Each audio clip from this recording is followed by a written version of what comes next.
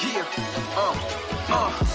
we designated spitters live every week. Live, designated homie, cause we spit heat. Hot. We designated spitters, Francis and Pete. Yes, talking Yankee baseball, hip hop for the streets. Yup, we designated. Yup, we innovative. Yup, we designated. Spitters time that you know. Yup, we designated. Yup, we innovative. Yup, we designated. Spitters, let's start the show. Well. Welcome back to another episode of the one, the only Designated Spitters. And off the bat, you guys are going to see Francis and I, we didn't even plan this. I'm going to keep it real with you guys. We didn't plan this. It wasn't a plan. The flowers, you know what this means, guys? Do you guys even understand? This is like when Thanos got all the rings. Yep. The gems, the stones. I mean, I'm sorry. Yep. I was thinking of the 10 rings. I'm such a Marvel fan. I know everything. Right? All the Infinity Stones was there, and he was ready to go. That's kind of this right now. All the flowers represent something else. Oh yeah. You know that's what it is right now. So when you see this on us, you guys got to understand today's show ain't nothing to mess with. That's what it's gonna be called right there. That's what it means. The show, Designated Spitters number 11, ain't nothing to mess with. That's what it is right there, fam. Francis, man, I got to tell you, it's kind of how we feeling right now. I mean, it sums it up. I put the flowers on. I was trying to save it. I told Pete before we started recording, I was trying to save it. I said, maybe end of the season, that's when I'll bring the flowers out for the obituary. You bring the flowers to the funeral, right? After what I saw today, it's like, well, it started early. Funeral might be starting early. Damn right. I'm saying, like, the fat lady's starting to sing. And some people might hear me say this. That fat bitch been singing for a minute. I think she's been singing since the season started, to be honest. She was singing in spring training. No, they just had the volume low. Man. I think, some of y'all are going to hear this and say, hey, a little too soon. They're still, they're still in it mathematically. It don't matter. They got series against, they're playing the Indians now, then they have Rangers. Texas, and they can, I get it. I hear you. I hear what you're saying. Here's the thing, though. Whether they fizzle out and don't make the playoffs, or they make the wild card and fizzle out in the wild card game, or they win the wild card game and fizzle out in the ALDS, one thing for sure, they're going to fizzle out because this is who they are. Yep. So we might as well call it what it is, which is what we've been doing all season. And it's unfortunate, but somebody's got to do it. Right? Yeah. We're not about to be here. That's who we are. Politically correct. No, never. Oh, mathematically they're still in it, so like we're not going to say anything until they're officially. No. Listen, we've been watching this team all year. We know what this team is. We've tried to keep morale high. We put our faith in them when we felt like they deserved it. Yep. But when it's time to pull it, it's time to pull it. Yep. That's right. And I mean, like you said, man, we've been there. We've been there through the mirages. Yeah. We've got to see the mirages. And look, like every single fan, we're going to be like, this is what we've been waiting for. This is it. Mm-hmm. But then again, it was like that ghost that just pops up and poof, goes away. And you're like, damn. You know what I mean? It's been a mirage. So we're going to have a lot to cover today. And speaking of mirages, fans out there that are watching us, don't be a mirage. I looked at the YouTube stats today. We got a lot of people watching that aren't subscribed. Subscribe, fam. Subscribe. Don't be scared. Don't be worried. Gotta subscribe. If you're watching, it's for a reason. If you're watching, you gotta sub. I mean, anyway, you guys are gonna want to be subbing very soon because we're not giving no spoilers away because some big shit coming your way. Really big shit coming your way. We put in the league on notice. Yeah, but on Thursday, I think it was Thursday, I interviewed our good friend, Baddog Sports. That was Wednesday, but yeah. That was Wednesday. What, Baddog? I'm sorry. It was Wednesday. Wednesday, we interviewed. I feel like, can we do that little wind back? Interviewed on Wednesday, Baddog Sports. So you guys know Baddog, man. Baddog is a very, very big New York Yankees fan. Also covers, I believe, the Giants also on his channel. Does a great job. Very much like us, Francis, just speaks honest. It is what it is. He's going to tell you how it is, and that's it. And I tell you what, in this interview, he brings up some amazing, amazing points. So, guys, without further ado, here is my interview with Baddog Sports. Check it out. Up, everybody. Hey, Baddog, I got to tell you something real quick, okay? Yeah. So, I was doing a live rant one day, and somebody just goes, Pete, you got to do a video with Baddog. And I said, I didn't know who you were. I said, okay, let me go look him up after it. And the first video I saw, I said, oh yeah, he's Italian. I said, that's it. I can tell. I said, this is going to work. Yeah, we got to do a video together. Of course. And here we are. Yes, sir. And here we are. So just so the fans know, we just finished the Yankee-Oriole game here on Wednesday night, which we both got agita from at this point. Yeah. The Yankees do win the game. So you guys are seeing this on Sunday, but the Yankees do win this game. Gleyber Torres again botches an easy double play. But matter of fact, not even botches it. He just throws the first and lets whatever the hell happen. I don't know what he's thinking about. Gary Sanchez, behind the plate still, and Chad Green, which you already talked about before you're on here. So that's the first question to you right there. The makeup of this team right now, you have the floor. Tell me what you think so far about what you've seen from this team this year. The switch with Gleyber going back to second, same errors. It's the same thing. What do you think? Yeah. I mean, I don't know what happened. I've been trying to figure this out for like a couple of years now. It started with Sanchez, 2016, 2017. This guy, best hitting catcher in the league, used to throw lasers a second. It was just a totally different ball player. 2018 gets here, he hits 186, can't catch, wild pitches, pass balls, lazy behind the plate, don't move his body, lazy on the bases, aloof on the base, like just not a smart ball player. Yep. And I don't know if this rubbed off on Gleyber or what happened, because Gleyber, the same thing. The first 2 years, they're talking about him doing things DiMaggio did and Mantle, and you're thinking, this kid's 22. Can you imagine how good he's going to be when he's 27? And the same thing, regression. Now, I don't know if the positional change hurt him when he moved to short, although I thought he came up as a shortstop with the Cubs, but maybe I'm wrong about that. No, so you're right. Okay, he did. So I don't know what the problem is. And I don't know if that's just gotten into his head or what. I really don't understand the thing with Gleyber. I still haven't given up on Gleyber, but I hear all the talk about Seager coming over here. Obviously, Volpe is destroying it in the minor leagues. Maybe the Yankees could get a nice piece for Gleyber. You can never have enough pitching. So maybe that's something look to do in the future. But the Gleyber, I'm totally lost in Gleyber. I'm totally lost in Gleyber. I don't understand it. I don't know what happened to that kid. I don't know what's happened to DJ LeMahieu this year. He's hitting 100 points less. I know you mentioned before, maybe he's got an injury or something, but I don't know, man. The Gleyber thing it's really strange. I don't know. I don't know what happens. He's got no power all of a sudden. It's weird. It's a weird situation with some of these players on the Yankees. And Chad Green, well, like I said, he should be pumping gas in Jersey. Let's get him out of here, please. I'm right there with you, man.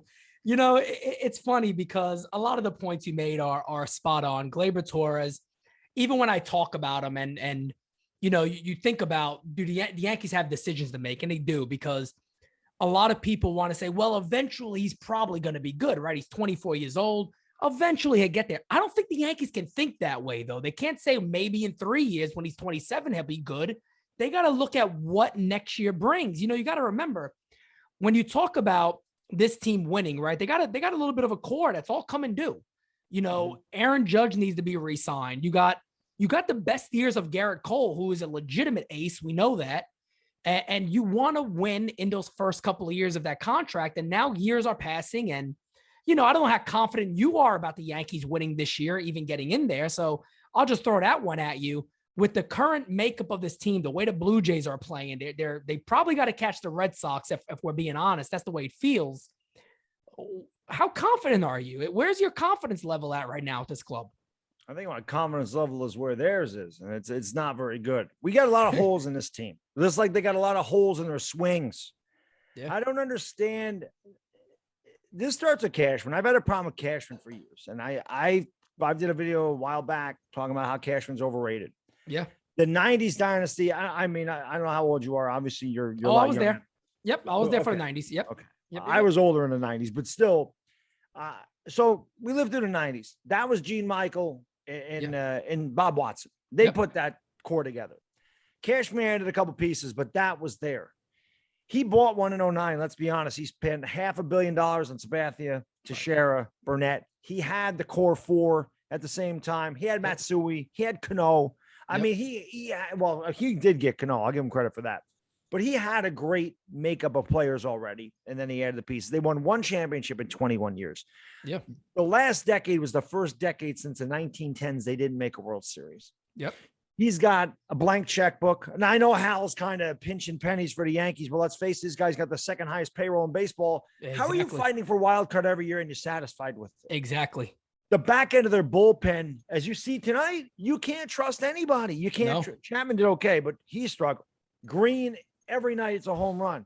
How much do you trust Abreu? Loaizagar's our best pitcher. He's hurt out of the pen. Bad. You know, they're going to guys like Heaney and Romano in close games in September.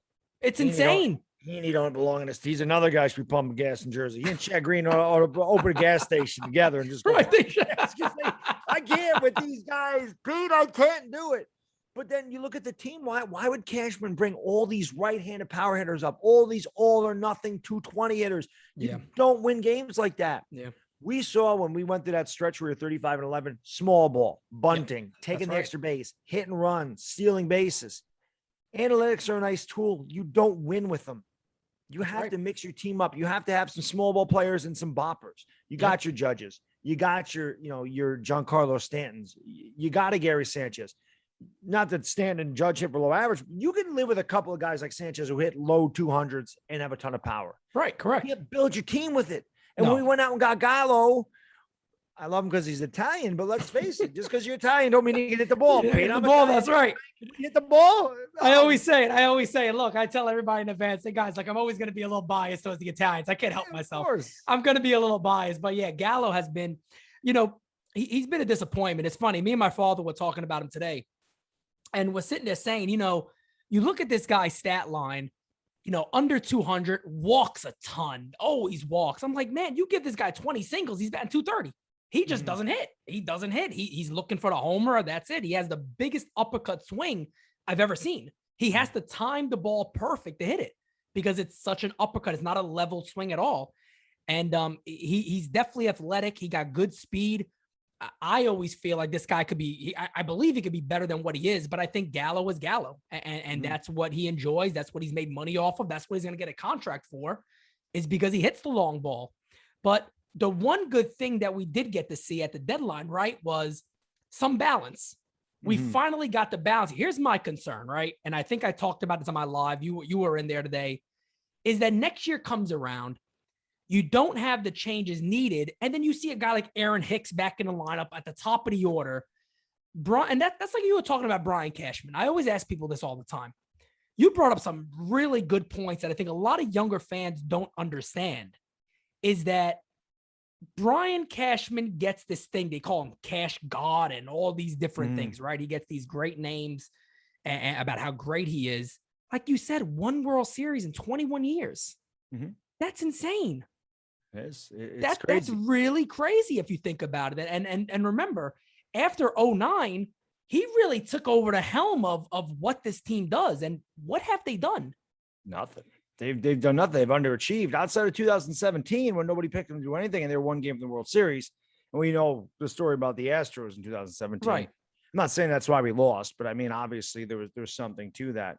But yeah, man, it's crazy. One thing I talk about with Cashman too, a lot of people don't understand this, and this goes overlooked a lot. We talk about Hicks. I hated the Hicks contract. I said, why are you giving a guy 7 years who's a career 248 hitter? The guy's never had more than 120 hits in a season. He's never played a full season. He's always hurt.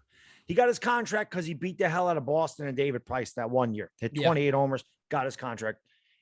Decent fielder, got some speed. I don't like Hicks. I never liked Hicks. But this is what Cashman can do and get away with that a lot of teams can't. Contracts like Jacoby Ellsbury. The dude gets $150 million. They bury him. It doesn't hurt the Yankees. If the Rays gave a guy $150 million, they'd be crushed. They'd be done for years. All the years of that deal, they'd be done. All those years. The Pirates, the A's, teams with lower payrolls, they could never hide a contract like that. They could never hide a 7-year, $70 million Hicks contract. They couldn't hide a Agawa contract, $46 million for him to pitch in the minors. That's right. He's signed so many bad contracts, Pete, and nobody notices because the Yankees just keep rolling. Well, we paid all this money to this guy. We're just going to bring in another superstar because the money doesn't hurt the Yankees. So the fact that Cashman has all of this leverage and all the resources and all the payroll, and he still brings 1 World Series here in 21 years, not good. Yeah. It's truly amazing. And I'm happy you bring up all those names because people forget them over time. And you're right, because the Yankees can still win and have bad contracts. They've proven it. They've proven they can do that. Here's my problem with the Yankees. I am a huge George Steinbrenner fan. Just his quotes alone, just the person alone. Yes. I love people like that. I love guys that say, look, I'm going to win. Whether it is I'm winning. That's all there is to it. You know what I mean? However we go about doing that, we're going to do it. We're going to give it our all to win. When I hear the Yankees come out and they actually ask people like Brian Cashman, people like Aaron Boone, was this season a failure? Hal Steinbrenner? No, I don't think it was. You did not win the World Series. Where in your mind is the season not a failure? You find success out of losing. The Derek Jeter mentality is gone.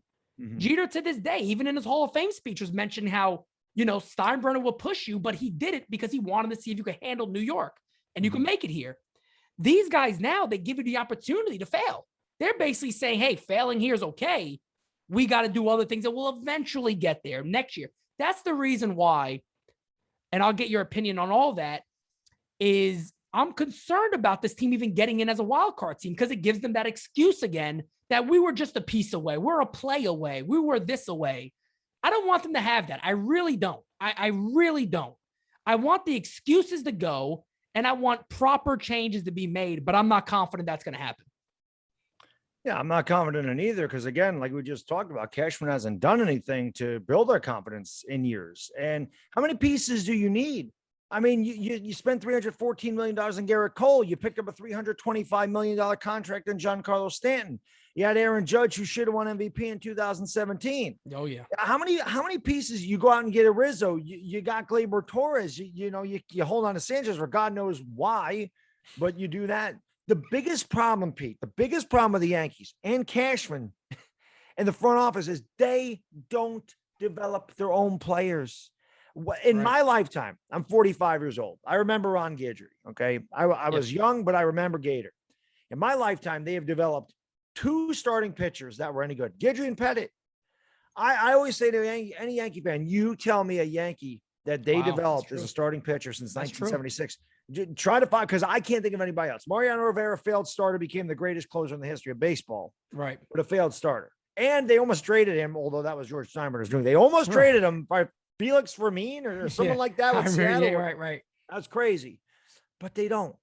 Jabba. What about Jabba? What about Ian Kennedy? What about Phil Hughes? Phil Hughes is supposed to be the next great thing. Nope. Fastball straight as a string. No movement, no late movement. Got killed. It's a fly ball pitcher in Yankee Stadium. That don't work. Where are these guys? What are they looking at when they go after pitchers? Caprillion. They draft Caprillion knowing he needs Tommy John. He heals. And they get rid of him, and then he goes to Oakland, and he's good. What are they doing? What are they doing? What do they do? I don't get it. They can't develop their players kills this team. Because you look at Toronto. How many of those guys are there? Most of that lineup. Chet's theirs, right? Yeah. San Diego, same thing.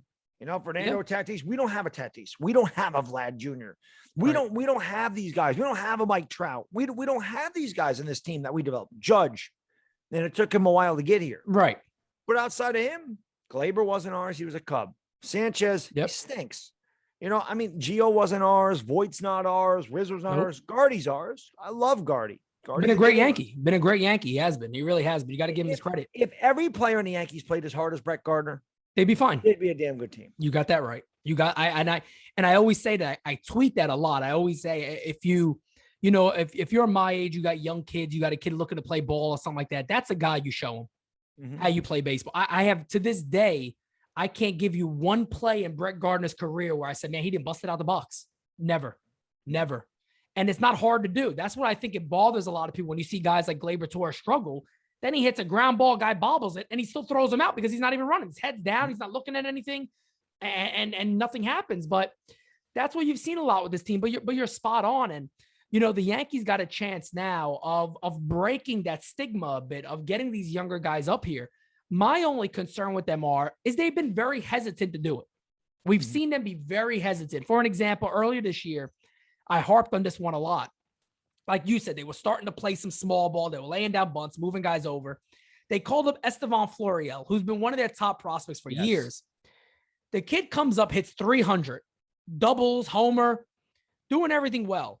All of a sudden, he disappears into the abyss and he's gone. Mhm. He's gone. You never see him again. He gets a call up, sent back down. He was just completely gone. And, Brett Gardner remains in center field. I think Brett Gardner's probably shocked he's got this much playing time this year, but he has. And, that's just the way this club is. They got some young starters coming up. We already talked about guys like Volpe. We talked about guys like Oswald Peraza that are shortstops that are closing in on getting to the major leagues.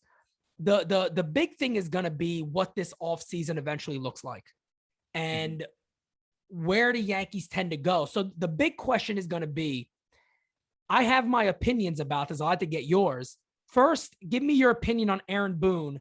Then give me your opinion on if he's back next year. He's going to be back next year, much to my chagrin. That's what and many of the Yankees fans' chagrin. I mean, you just look at listen, I know Boone can't throw a strike. I know it's not Boone's fault. Chad Green gives him a homer every night, but right. When you see a guy struggling like that, why do you continue to put these guys in high leverage situations? Why would you put Andrew Heaney in a high leverage situation when you know he's getting crushed? Yeah. You got to be able to go someplace else. And the other thing that drives me insane, and you kind of mentioned it with Florial doing well and then going down, is Boone has a tendency, a guy will get red hot. Yeah. And then Boone puts him on the bench. Yep. You have to manage on feel. Boone has no feel for the game at all. None. Well, let's look at it. Okay, we traded for Rizzo, and I get it. Rizzo was a nice piece, came up here. Yankees are starting to roll a little bit. He came up here, single-handedly carried them in Miami, got off to a great start, but then he slumped. He got the COVID. And then Luke Voigt comes up, wins Player of the Week, crushing the ball. Luke Voigt says, I want to play. I deserve to play. Proves he deserves to play. Yep. And as soon as Rizzo's back, Voigt goes down to the bench. Rizzo comes out. He's like 5 for 37. You have to play Voigt at that point. You have got to continue to play the hot bat. Torrey used to do it all the time. It's like I said, that goes back to, it's not always about analytics. It's not always about what a guy's done against a certain pitcher. You don't know if the guy was in a slump when he faced this pitcher. You don't know what the situation was 5 years ago when he faced this pitcher. You got to manage on feel. Analytics are a nice tool. You can use them for certain things, but you got to stop overthinking the game, and you just got to play baseball. Yep. Baseball hasn't changed, man. Yeah, the home run's nice, but the way you win games nowadays is the way you won them 150 years ago. Yeah. It's by fundamentals. Get them on, get them over, get them in. Plain simple, make the plays in the field. Good pitching. Yep. That's how you win games. Yeah. You don't need to hit 3 on homers every time. I don't know, man. Maybe I'm crazy. I do think Boone will be back. I don't want him back. I can tell you that right. Yeah. Unfortunately, I feel the same way because I feel like it sets it up with Brian Cashman's last year. He goes back with the same manager he expects to win with, that he looked he was going to win with. And that's who he ends up going to. It'll hurt me when it happens. I'll tell you that much, man, because I am not a fan of Aaron Boone whatsoever. You hit it right on the head when you said that he has no feel of the game, and he just doesn't. I mean, it's so obvious. When a manager goes out there, makes a move that I would say 94% of the fan base says this is ridiculous. You got to be kidding me. Mm-hmm. When that's the reaction of the majority of the fan base, and it's constantly happening. I miss the days of when a manager would go over to his player like Glaber today and say, all right, get the hell off the field. Come on. You're out. Let's go. Sit down. Even Gary Sanchez the other day makes the worst play I've ever seen from a catcher in my lifetime. The worst. I don't think you can get worse as a catcher on that. I mean, can you imagine if Joe Girardi was his match? It would have flipped. The whole game, too. It wasn't just a play where he missed the tag. Then he missed the throw from Gio. The whole game. So, I mean, you see stuff like that. And as a fan, the first thing I'm doing is, let me see what Boone's going to do when he comes in. And Boone does nothing. Boone does nothing. Nothing at all. And it just absolutely drives me mad. It really does. It's maddening. It's, as a fan of the team, you just say, man, something is wrong here. That there's something missing. It's so obvious. And I agree with you, man. It's a lot of feel of the game when it comes to them. Analytics are nice. You got to have a balance. Got to have a balance. I talk to, I bring this up a lot, and this is why I wish the Yankees do something like this. I talked to Ozzie Guillen Jr.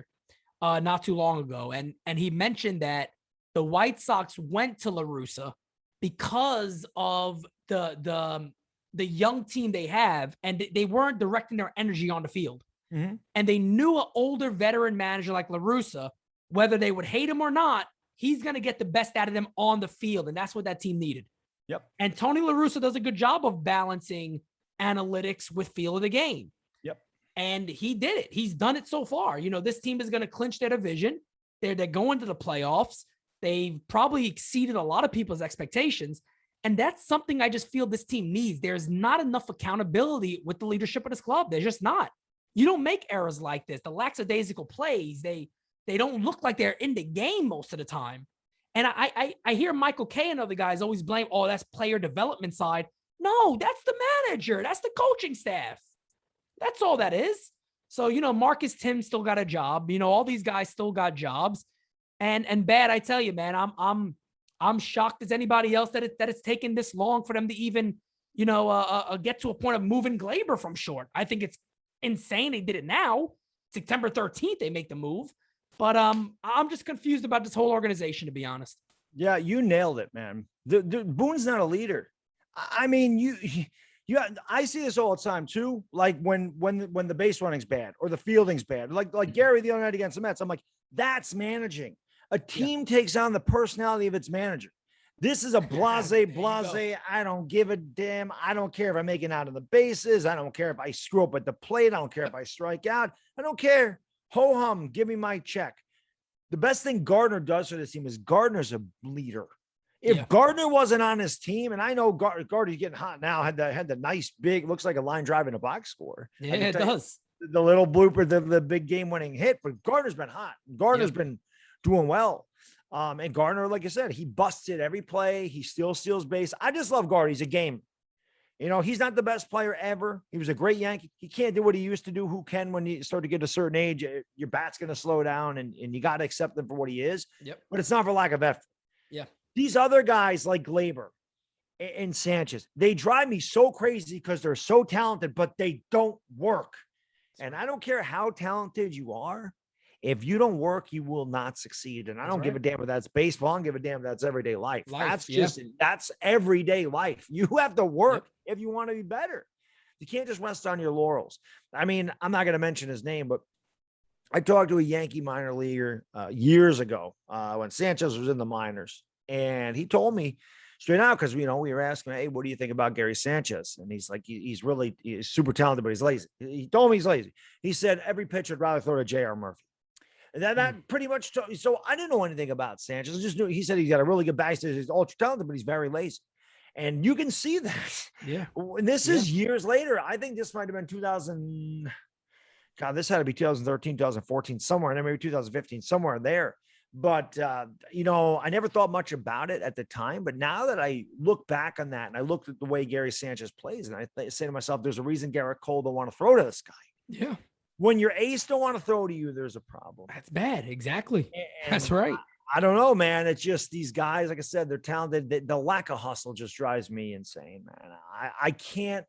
It takes no talent to hustle. It just takes effort. You know, it's funny because I brought this up before. I said, so let's say, for an example, any leadership position in life goes nowhere without documentation, in the sense of when you're doing something wrong, I present it to you. Mm-hmm. And then you have to change whatever it is you're doing. You got to make the change to show improvement, right? Any leadership role entitles that.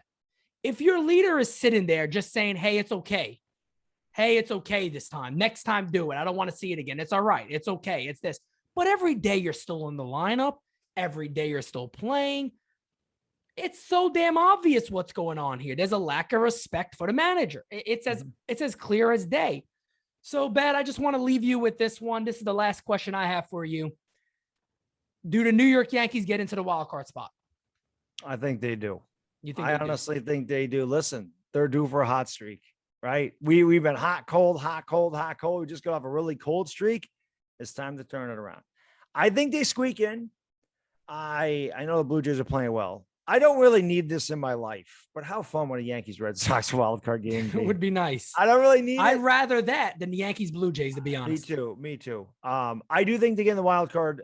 I think they win the wild card. I'm even going to say that. And then I think they get knocked out by the Rays. I don't think any wild card team is good enough to beat Tampa Bay. Tampa Bay, That's They the way got you win ball something. games. Low payroll, but a bunch of gamers, man. A bunch of gamers. Nice mix, like you said, a good mix of power, speed, and contact. Even though they do strike out a lot, but they get big hits. They play fundamental baseball, and they find ways to win. Kevin Cash. Yep, That's all we can amazing, say. isn't it? I mean, that's it. Amazing. That's it. You know? That's definitely it. I tell you what, one thing that would be really interesting if it was the Yankees and Rays, you'll have the Cy Young candidates going against each other. I definitely think Robbie Ray would start that game against Garrett Cole. I mean, you don't get much bigger than that. And that would be must-see television for everybody across baseball. So, Bad, do me a favor. Tell everybody where they can find you on YouTube. Sure, man. You guys can check me out at Baddog Sports. It'll be up, Baddog's one word, and then sports, obviously there's a space in between there. So Baddog Sports, you can find me on YouTube. You known for my ranting. Yes, people. And it's funny, Pete, whenever something bad happens, like I put on Twitter today, I'm like, Chad Green, get on New York Tape Boone with you. Someone right away. Can you do a video like that? That's how it is with me too. All the time. It's an Italian thing, baby. That's what I say. I tell people all the time, I say, look, I don't want to come on here and look like an idiot. I don't want to go scream in front of my camera. I can't help myself. People want to see it. And look, the fans feel the same way. We got a decent platform and we let our feelings be known because we love the Yankees. We're Yankee fans, 100%. And we love the ball club. We want to see them succeed. So, Bad, I greatly appreciate it. We definitely have to do this again. Absolutely. Thank you so much for joining. I'll leave you with this, Pete. Just remember when people say, "Why are you yelling?" You say, "I'm not yelling. I'm Italian." I'm Italian. There it is. Yes, it is. That's all you gotta do. That's right. Talk to you soon, man. Thank you. All right, brother. And Francis, I mean, look, man, he is very, very much again like us. So a lot of the things he talked about in the interview was the philosophy of the Yankees, how they've gotten to this point, how they are so accepting of a lot of mediocre players, guys that just have not become something good. And even like what we've talked about a lot, right? And we're going to go over the highlights of the game too. We're going to talk about Gary Sanchez. We're going to talk about Gleyber. But just those two guys alone, the talent level, like even he says, they may go away from this team and be solid. And we've also acknowledged that. They may turn into the players that a lot of us expected them to be. I 100% think they will be. Agreed. It's the same thing when Gray got traded. I remember I was driving home and I was recording a video. And I remember in the video saying, guys, do not be shocked if Sonny Gray does a tremendous job with the Reds. And he went on to be terrific with them. And Yankee fans, we gave him away. It didn't work here, fam. It happens sometimes. And sometimes guys need a change. Yeah. And you have to be okay with that.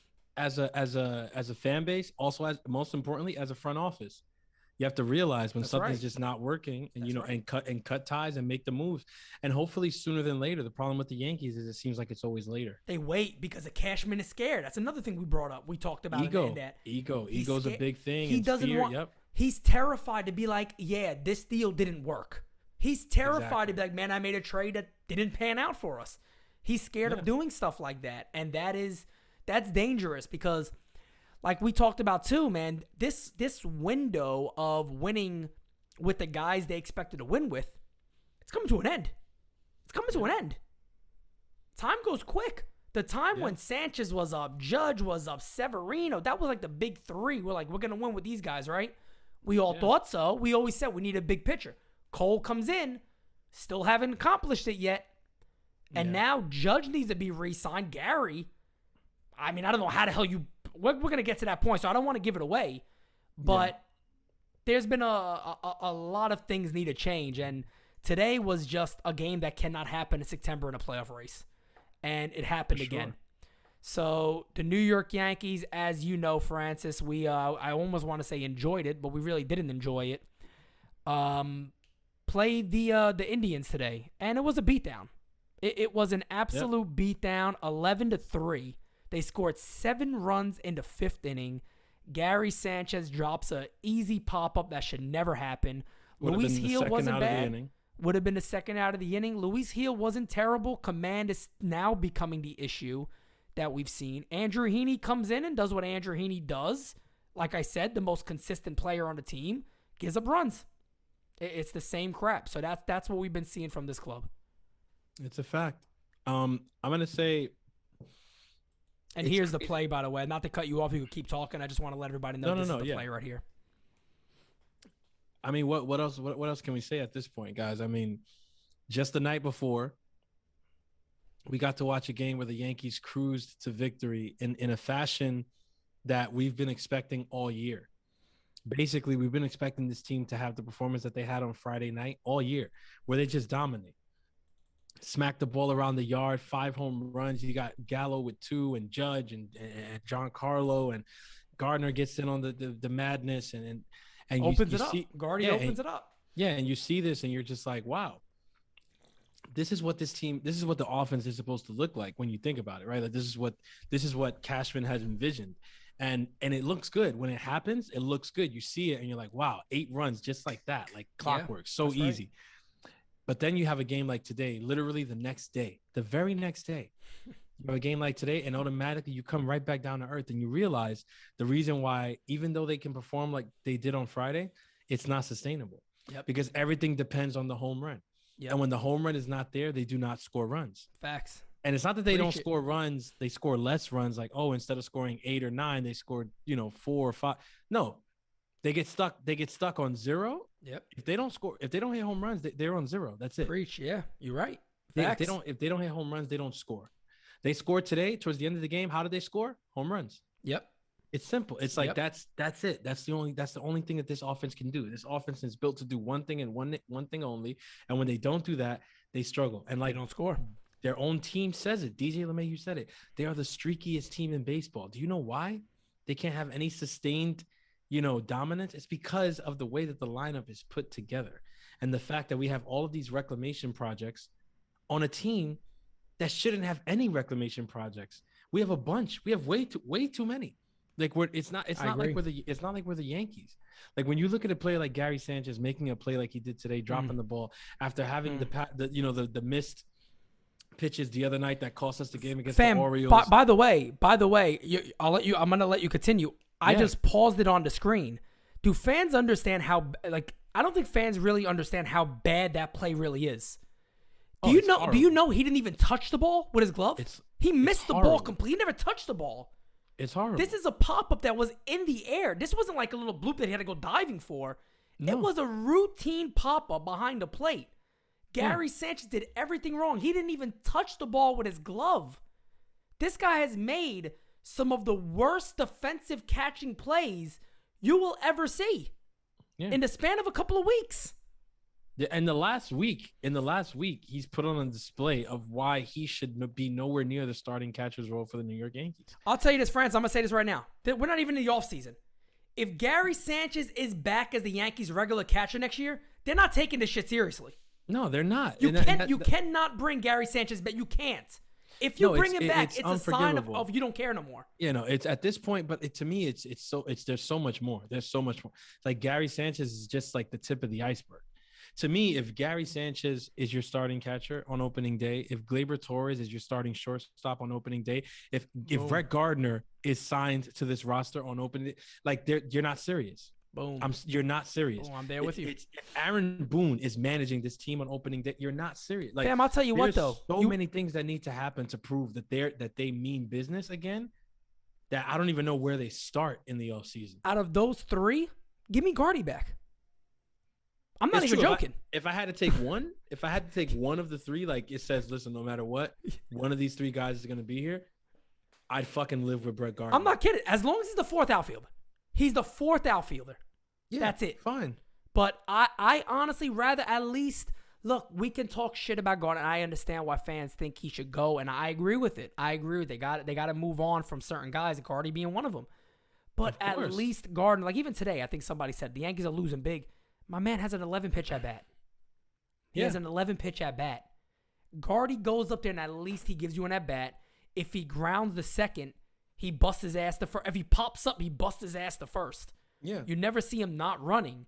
So I'm like, he's not missing plays in the outfield because he's lazy and he's not aware. Like if he's missing a play in the outfield these days, it's because he doesn't have the legs that he used to have, and he's getting older. Which is why, I get it. Or you could mess with his arm. His arm's not good at all anymore. Understandable. Or it's like, okay, he's getting too old, so maybe he shouldn't be here, whatever. He shouldn't. Right. I agree. But if I had to pick out of this pool of people, I'd rather him than the other guy. And look, we're also just talking about next year. We're not talking about future, what they'll be. We don't care about that. We're talking about for the Yankees next year. At this point, see, I don't think, and this is the thing that I don't know, like, if anyone's even paying attention at this point, but you got to realize, like, we're a long way from 2016. Oh, yeah. When we go into 2022, 2016 will be almost 6 years ago. Yep. Okay. In 2016, the window officially opened. Yeah. Right. That's right. 2016 was the end of a losing season. At the end of this, not a losing season, of course, because the Yankees had a winning record. Right. So in their mind, oh, we have the record, 29 straight winning seasons or whatever. Yeah, whatever. Go. Yeah. How many World Series do you like, have with that? Who Come on. cares? Who cares? Like, that's what we're celebrating. Only we're a few of those years season. were truly won. We're gonna finish. We're gonna celebrate. We're gonna celebrate finishing over 500. Yep. Think about it. Yeah. This is the problem here, and that's my big freaking issue. Philosophy. People, the fans and all these other people who were celebrating and say, "Oh, whatever, 29 straight winning seasons or whatever." It's like, who gives a damn? Francis, who gives it's the a same damn? thing. When was that the barometer for greatness? They've a changed winning that. season. What are we, the And Mets? Yes. Yeah, apparently. Do you remember all the years? I know we weren't doing a show then, but when I remember the year, like it was yesterday, we were saying, okay, the Yankees got to make a move. They're going to make a move. They end up getting Alfredo Garcia. Nobody knows where the dude is today. Nobody has any idea who the hell he is. The Yankees come out and Brian Cashman says the regular thing. He drives a We cab got in Washington outbid. Heights. We got outbid. We got this. Teams wanted. Remember, he was making these. Teams wanted more from us than other clubs. Shut the hell up. They wanted to overcharge us. And the only man I still give credit for was Sweeney Murdy, who went in on him. God bless his soul. He's the only person to this day that said, "Fuck it, I'm done. I'm going at this dude. That's it. They could take me out of the stadium. I'm tired of this." And God bless his soul. And you know what? He's the only one. And you could see. We need to get him. We on need the to get podcast. Sweeney on. Yes. And you could see how uncomfortable Cashman was because nobody's supposed to do that. But that's the point. The young fans, the majority of the young Yankee fans have bought into the idea that getting there is decent. Now we just got to get better next year. That's the idea that has been created. That's the mold that has been created. They don't understand. They don't understand what this money does. Hold on, because this is a very important point. I need to Google this because I can't. Yeah, I want this number, so that people can understand what I'm talking about. Like in 2019, the Yankees grossed $683 million. $683 million. In 2020, that number dropped significantly because there was a pandemic. COVID, yeah. In 2021, the number will be up from 2020's number. Okay. When this season finishes, whether the Yankees make the playoffs or not, they're going to be the highest team in total revenue. The only team that has a shot at passing them is the Dodgers. Okay. Let me tell you what almost $700 million in total revenue does for a fucking team. Okay. The stadium that you got that they're charging us $100 to sit in fucking the outfield in or whatever, that stadium, that's not where that $700 million goes to. Right. That stadium is a fucking strip mall with a baseball field in the middle. Yep. Okay. It's paying for itself. It's come on. Like, so Yep. don't give me Pays that. for itself. Okay. The payroll's been 200. The payroll's been 200 fucking million. Okay. Outside of the 200 plus million that we pay for players or whatever, for the rest of the staff that we have, I'm talking about coaches and things like that or whatever. If it touches another 100 million, I'd be surprised. Okay. One of the highest paid employees outside of actual players is Brian Cashman, and he's only making like $6 million. Yeah. Boone gets $1 million. Barely $1 million. I think it's like $840. Yeah, Boone doesn't even make $1 $840K. million. Boone doesn't even make $1 million. He should have made $3, but you know, we'll keep that where it is. So when you go to when you start going down the list or whatever, like we don't even spend another 100 on the rest of our staff in the organization. So you're talking about more than half of that money, right? More than half of that money that's not going to the on the field product or whatever. And of course, there's expenses, there's other things, security, all that other nonsense. The New York Yankees, the same way like every other team, once they finish all their expenses and finish their paying their players and finish paying their staff or whatever, there's an amount of money that's left to reinvest into the team. And that amount of money for the Yankees is larger than any other organization in all of Major League Baseball. Hands down. So for them for them to straight face put out Gary Sanchez as our starting catcher year after year after year, to put Gleyber Torres as our starting shortstop now in consecutive years when they know he doesn't fucking have it, to give us a rotation with makeshift arms coming back off of injury and question marks around the $340 million pitcher. It's a fucking joke. Yep. It's a fucking joke. Yep. And that's what I'm saying. When this season concludes, which at this point, I'm literally hoping, and people aren't going to like this, but I am literally hoping that they miss the playoffs. Why? Because we don't deserve to be in that game. Okay. Do we have players on the team that deserve to be in that game? 100%. Garrett Cole should be on the team that ran away with the American League. Aaron Judge should be on the team that ran away with the American League.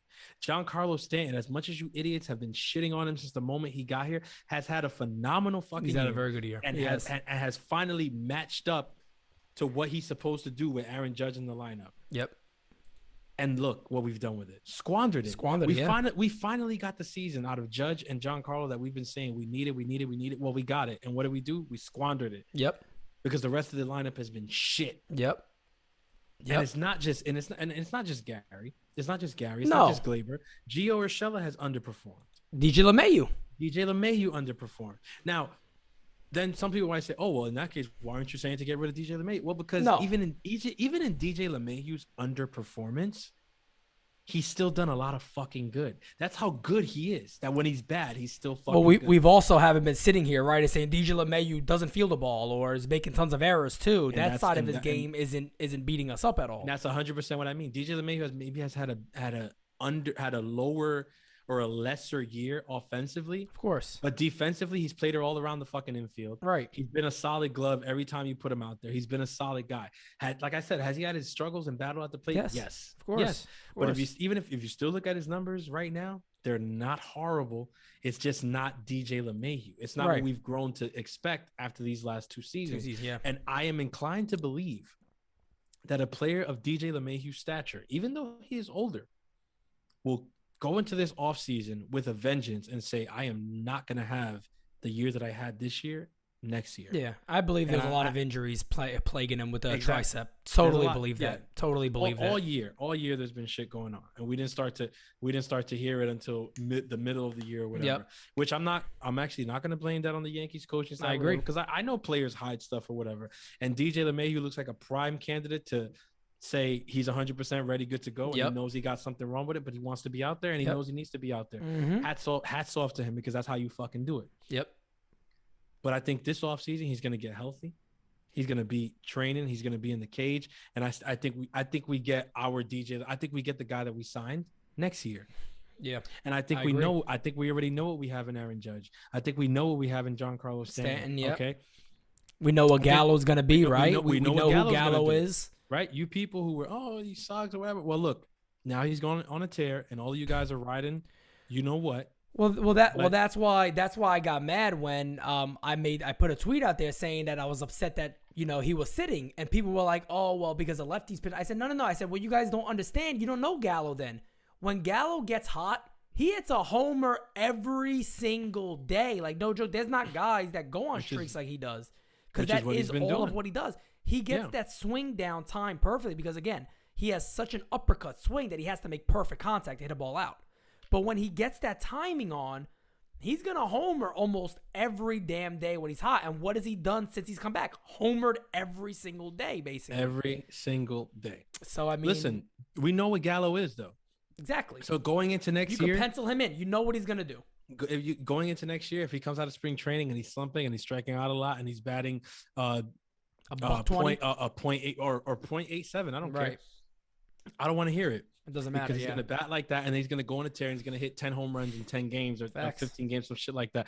That's what Joey Gallo does. Yep. He walks, he strikes out, he hits home runs. He's not going to really hit singles. He's not going to be the doubles guy. Really not going to be the triples guy. But offensively, he walks, he strikes out, he hits home runs. Defensively, he's a plus glove in the outfield, and he has a cannon of an arm. Yep. And he's a way better option than a lot of outfielders in the game. Okay, so we know what we're getting from Gallo. We know what we're getting from Judge. And we know Giancarlo can play the outfield too. And also another thing that I think a lot of people don't take into account, Gallo's a gamer. Oh, hell yeah. You watch Gallo, you could see there's emotion when he does bad. He doesn't like to do. He doesn't like when he gets in these bad slumps and strikes that he puts his head down. He's angry. He's visibly upset. He's not like Gleyber Torres, who's laughing when the Yankees are losing 11-2 in the dugout and playing games and waiting to get the Mario Kart later. But I want to speak on, I want to just turn this around to Gleyber Torres real quick, because honestly, man, enough is enough with this guy. Like, there's not much else that you can really say when it comes to this guy. I looked at his stats today, and I said, let me just take a look at a couple of different things. Gleyber Torres OPS, guys, and this is a good judgment of if you are an average hitter, above average, below average. Gleyber Torres' OPS this year is 673. Let me give you guys an example real quick. Brett Gardner, who everybody's hating on so much, is about 20 points higher, 695. Tyler Wade. Tyler Wade's at 688. Oh, God. Tyler Wade is at 688. We know how much Giovanni Urshela has struggled this year. He's at 702. We know how much DJ LeMahieu has played almost every game, injured. Fans have been shitting on him too, upset with the way he's played. He's at 717. Gleyber Torres, again, 673. He is playing this year as a below average player. And the reason why I bring this up, because it is unfair to give a guy a spot every day because your expectation of him is his talent is eventually going to catch up. That's unfair. That's unfair to the guys behind it. And thank the baseball gods that the Yankees have Oswald Peraza and Anthony Volpe on his ass, who I believe are better players probably right now than he is. Than his current level of performance, I think both of those guys would come up and outshine him right now. No doubt in my mind. I truly believe that. There is no reason that fans and the Yankees alike should just assume that since we have control of a player, he should be somewhere in the infield. He should move DJ LeMahieu to third base. No, he shouldn't. He should keep Andrew Velazquez, Tyler Wade, anybody else who is actually trying to play baseball off of shortstop. That should not be the case. It actually upsets me if I was a guy, DJ LeMahieu, that you got to get him off shortstop and move me out of position because of him. That would actually bother me. It should like you said earlier. Like you said earlier, you are right. You are right. So for the fans that are going to be in the comments section that are still apologists, this is not Francis and Pete saying that Gleyber Torres is always going to be ass. But right now, Gleyber is ass. And you can't count on that continuing next year when, one, there's good free agents available, even the lower level ones. Simmons is out there. Iglesias is out there. You got smaller names that could be a stopgap. And two, you got guys that are right there. Oswald Peraza will be in AAA. Hell, you could possibly start him next year. You also got Anthony Volpe, who is people are already asking me. I think he'll be up next year at some point if he does what he does again this year. He's that damn good. He'll force his way on this team. If he has the same performance, he'll force his way on the team. But Francis, I am absolutely done with the attitude, with the personality, with the way he presents himself on the field, with the jogging to first, with everything, the fielding, the mind being completely out of the game in a postseason run. Get him the hell off the team. Simple as that. I'm telling you, with Gleyber Torres at this point, I'm more disappointed than anything else. I think Gleyber Torres had an amazing opportunity, right? You got traded from the Cubs for Aroldis Chapman. They needed that was the last piece that they needed for their World Series run. You were their top guy, and they traded you for that. And you got traded to the New York Yankees. Do you realize you could have ended up on one of at least 10 teams that year? The Yankees had Chapman, but other teams had other closers, okay? There were other guys out there being moved, bullpen pieces being moved, okay? The baseball gods smiled upon you, and you ended up a Yankee in that deal. You ended up a Yankee, and you came up and you took advantage of your fucking opportunity, man. You took advantage. You played well. And then the next year you came out and you played well again. And you were looking good and you were looking comfortable. Now, is part of this on the Yankees because they let Didi walk and decided they were going to move you to shortstop and whatever because that's what they wanted to do and save money here or there? Yeah, part of it is on the Yankees 100%. I'm not absolving them of their role in this. But the problem with Gleyber is that I feel like at this point, man, you've lost focus. It's obvious. It's obvious. There's footage of you after losses getting on the plane with your Nintendo DS, sitting there laughing and kikiing with Miguel Andujar like this is a joke. And I get it. You're a baseball player and you guys are out there and it's 162 games and you got to lighten up a little bit and you got to take your mind off. I get it. I understand that 100%. I'm not one of those people that doesn't get that. I do get it. But when you're playing like Gleyber Torres, there's got to be more focus. There's got to be more focus. And we shouldn't see you laughing in the dugout during blowout losses or things like that. We shouldn't see none of that. We shouldn't see none of that because you have a role as a starter on one of the greatest franchises in all of freaking sports.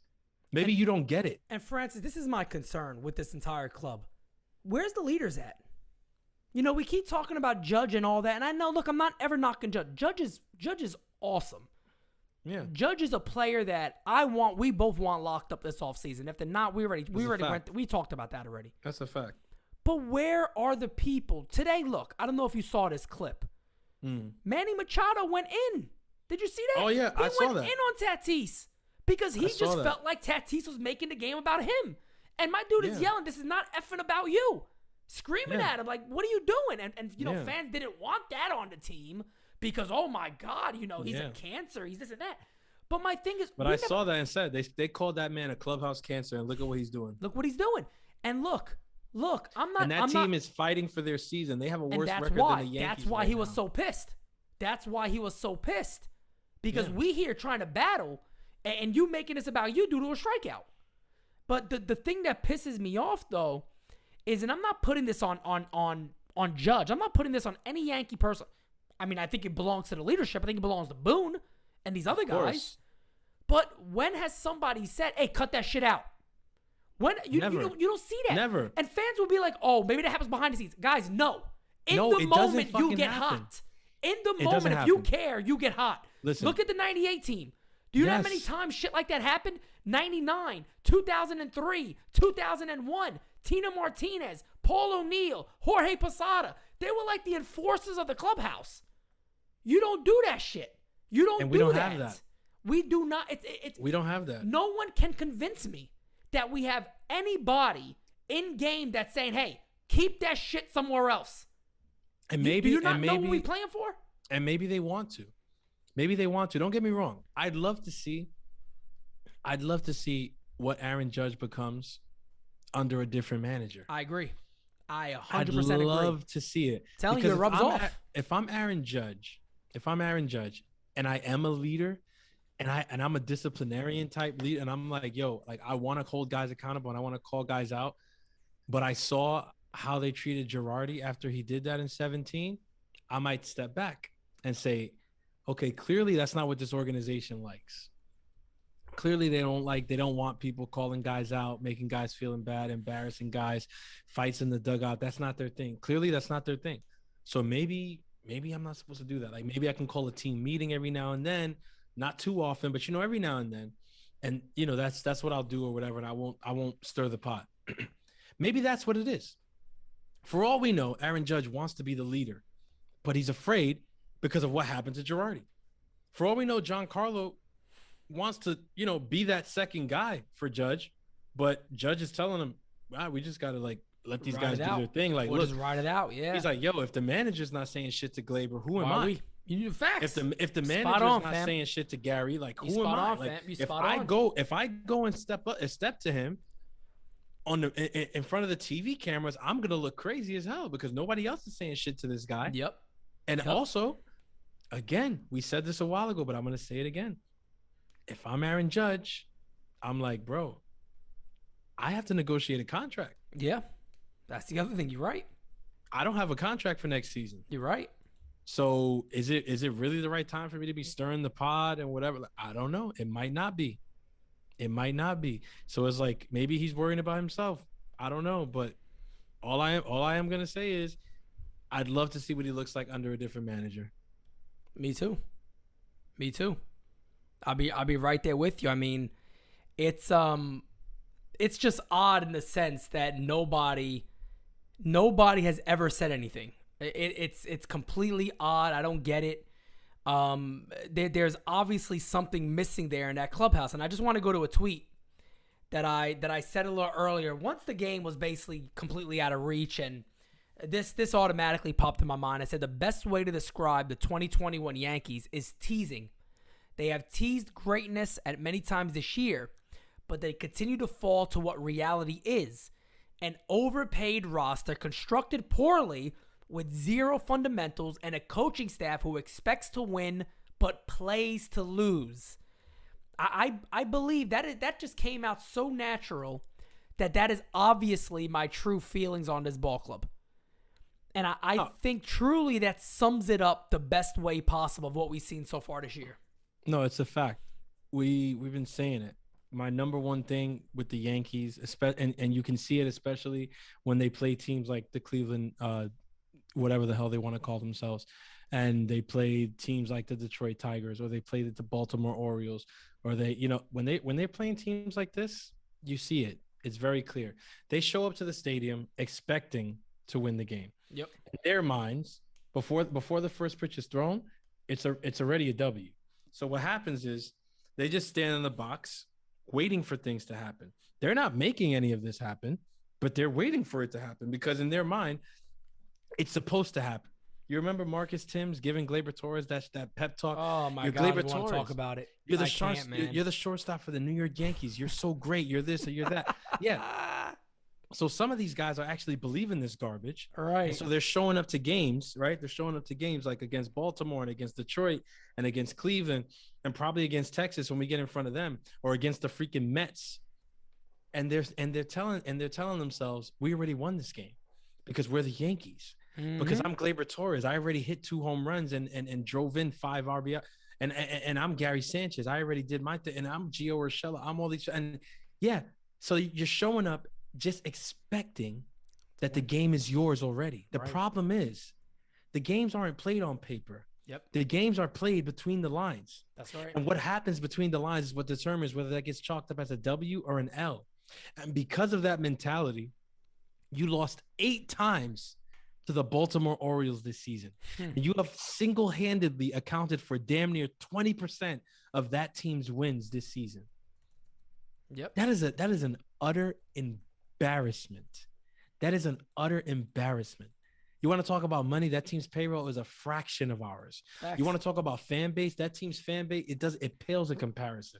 In every single metric, in every regard, their farm system, their everything.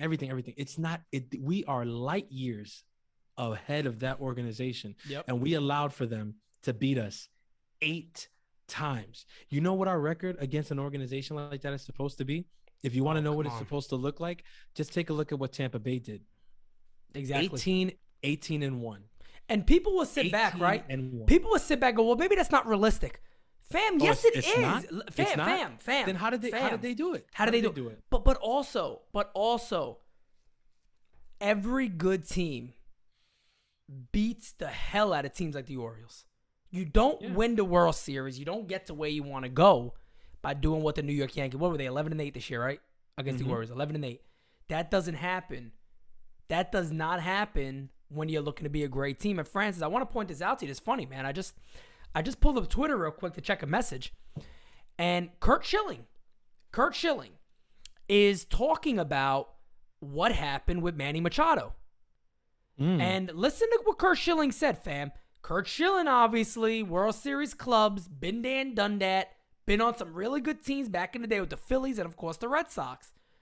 This is what so I'm happy to have another major leaguer, again, should be Hall of Famer major leaguer, talking about what me and Francis were just talking about. This is his tweet right here, and you can see it. Go to Curt Schilling's page, at Gehrig38. You'll see it. This is, in capital letters, good thing. A good thing, Padres fans. Leadership, emotion, all good things and every winning team has more than one of these a year, sometimes monthly. Can anybody point out where the Yankees had anything similar to this? Where have the Yankees had a coach pull a player to the side in the dugout?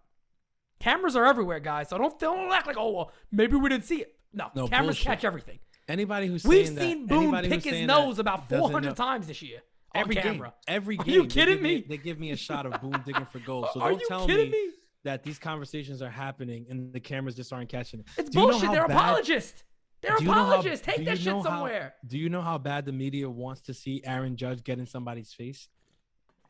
Yeah, They've been calling for this since last year. Of course. Okay, we're not the only ones saying, hey, there's something amiss in that clubhouse. There's something off. There's something where other people see it.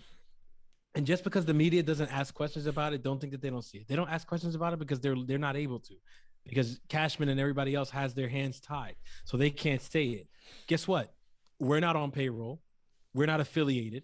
And so we can say it. There's something very wrong in that clubhouse. The fact that Aaron Judge can't step in Gleyber Torres' face or Gary Sanchez's face, because literally right after that inning, after all those runs come in, when we get in the dugout, I'm getting right in Gary Sanchez. Do you see what just happened there? Do you see what just happened? Do you see what just happened? This is what happens when you fail to make a play. You let all of us down. That's what just happened. You talking about that was Aaron Judge? Yeah. Look, Aaron Judge got so much power on this team, he could have went to Boone and said, Booney, if he does not have the gear off in the fucking clubhouse, I'm not going out there to right field. I'm not playing no more. Enough is enough. Yeah. And you know, it's comical because I don't know where the mindset comes from where, like, this cannot happen. I don't understand it. The Yankees have chosen players over their coaches. Joe Girardi, Tony Pena. They were apparently too hard on Gary Sanchez. That's why they're gone. That's one of the main reasons they're no longer on this team. I put this tweet out. They got the best out of him. They did get the best out of you. Damn right. I put this tweet out today because I'm gonna pat myself on the back and I'm gonna pat Felix on the back. My good friend Felix, also of course NYY News, because we were arguably maybe the only two. And I remember the shit that I got when I released the video when Mr. Reliable told me, which we kind of had an idea because the guy was struggling potentially, that Yankees ownership gave Gary Sanchez a set of things to accomplish this offseason. He came in overweight. He didn't meet any of the standards they wanted. Joe Girardi was pissed. Tony Pena was pissed. And leadership was pissed. I put that information on that video, and man, the shit I got from that was ridiculous. But here's the tweet. I remember telling folks what the Yankees upper brass were worried about with Gary Sanchez back, 3 years ago or so, maybe even more? Hate to say it, I tried to warn all of you early on. Now, I'm also not going to be an asshole and just say that I thought he would continue down this trend and be a terrible ball player, but Felix did. And Felix started the whole idea back then of trading him, if you could, for JT Realmuto. That would have turned out really pretty now. We didn't do it. Folks, Gary Sanchez is done as a New York Yankee. And I know I'm repeating myself, but has to be. Guys, we are in a pennant race. And the manager refuses. We were, right? The manager refuses to take this guy out. If Gary Sanchez is back next year, it is the Yankees throwing up the white flag saying, look, we're going to keep him another year. Keep Boone. Bring Boone back. Bring the whole same team back. Start Aaron Hicks in center field. Keep everybody the same. Do it again, because don't re-sign Rizzo though. Let him go. Let him go. What's the definition of insanity anyway? Doing the same shit over and over and expecting a different outcome, and that's the New York Yankees in a nutshell. The last couple of years, that's what it's been, and that's what I'm saying. It cannot continue this way. Listen, CC Sabathia has come out in defense of Gary Sanchez. Other players have come out and said, "Oh, you don't know how hard he looks like a fool." I love CC, but he looks like a fool. You don't know how hard. Whatever. Listen. CC, I love CC. Like, I love CC too. Tomorrow, CC, you can't keep coming out and defending this guy. I'm sorry. I know that that's your brother. I know that you guys played together. I know that you got love for him, of course. But there's the stuff that he's done this season now. It's You can't defend it. You cannot defend it. The play today cannot be defended. No. The shit that he did the other day in that 9th inning against the Orioles, you cannot defend Can't it. defend it. You The can't play at the defend plate. The play at the plate is arguably the worst catch and play of all time. The play at the plate where he had the ball, and this guy was 10 feet from home plate. 20 feet. 20 feet. You can't defend it, CC. My man had the time to do 5 jumping jacks. Dude, all of you guys who've been defending, I'm sorry. I was one of Gary Sanchez's biggest fucking defenders for years. Up until this year. And in the offseason, I was like, look, if they non-tender him, okay. I understand it. I would disagree, but I said it. I also would understand it. This offseason, he's got to go. Got to go. I'm sorry. This whole thing about he works so hard, whatever. I'm sorry. If he does, that's great. God bless him. It's just not showing. Or like anyone you know else what I mean? Who's not performing at their job, something has to happen. Something got to change. We can't continue putting him out there. All right. It's clear as day. Garrett Cole doesn't want to pitch to this guy. Correct. And that's our freaking ace. If he's not good enough for our ace, why do we got to subject the other pitchers to throwing to him? Of course not. And here's the thing. I've been talking about this for the longest time. It's any level of management. Any level of management. Okay, for an example, let's go ahead and just say I work in a busy retail store. I never have my shit done. The manager comes in and goes, Pete, we put you in one of the highest traffic stores we got. Our sales goal here daily are very high. For some reason, your team is always unprepared. Every time I come in here to ask you to show me stuff, you never have it. I think it's best if we move you to a slower traffic store to kind of build you up. That's what would happen. You continue to come back, like you said, insanity. You're doing the same shit every time. Why? Obviously, something's not working here. We got to try something different for you. We like you. We want to keep you. But I think maybe this is too much for you right now. Maybe you're not at that level to manage this at the moment. We got to put you as something different. Maybe Gary Sanchez gets to go to a team where he DHs often. He catches every now and then. And that's it. Right now, it's not the New York Yankees. Look, there is such animosity on this guy now. Even today when he was answering questions about it, you could tell he's like, I'm like a deer in headlights right now. I don't know what else to do. Like maybe he's probably thinking in his head, maybe I do suck. Maybe I do suck. That's probably where he's at. He's probably he might try. He might play hard. He might train hard. I'm not saying that he's I'm not one of the guys that go around saying Gary Sanchez is lazy or he's fat. I don't say that stuff. He was at one point because that's the information I got. A couple of times. That's the information I got. And now he looks good. The lazy comment. Listen, at the end of the day, I was one of the biggest people who would defend against that, whatever. But some of the plays that he's missed this year are laziness. 100%. Today was laziness. Today was laziness. Today, there's no other excuse for not making that play other than pure laziness. Fam, he didn't touch the ball. That's pure laziness. Sometimes you could say, "Oh shit, the ball popped out. Damn, that sucks." My man didn't even make contact. Yeah, he didn't touch the ball. It's my same, and it's the same thing I'm saying with Glaber. It's that at this point, there's too much pressure. The lights are too bright. There are too many eyes on them at the moment. I'm playing it right now. For them to figure this out in front of the world. Fam, look at this. It's unfair. He doesn't touch the ball. Look at this slow motion. Look at this. He doesn't touch the ball. There is no excuse that a pop-up behind home plate, literally feet from where he squats. Feet from where he squats. Yes, I know. The ball does a tailspin and goes back towards the field. That's why a catcher turns his back to the outfield. We all know that. Anybody played in the Little League, you know that. So, of course, there's going to be tailspin. But guess who knows that? Gary Sanchez knows that.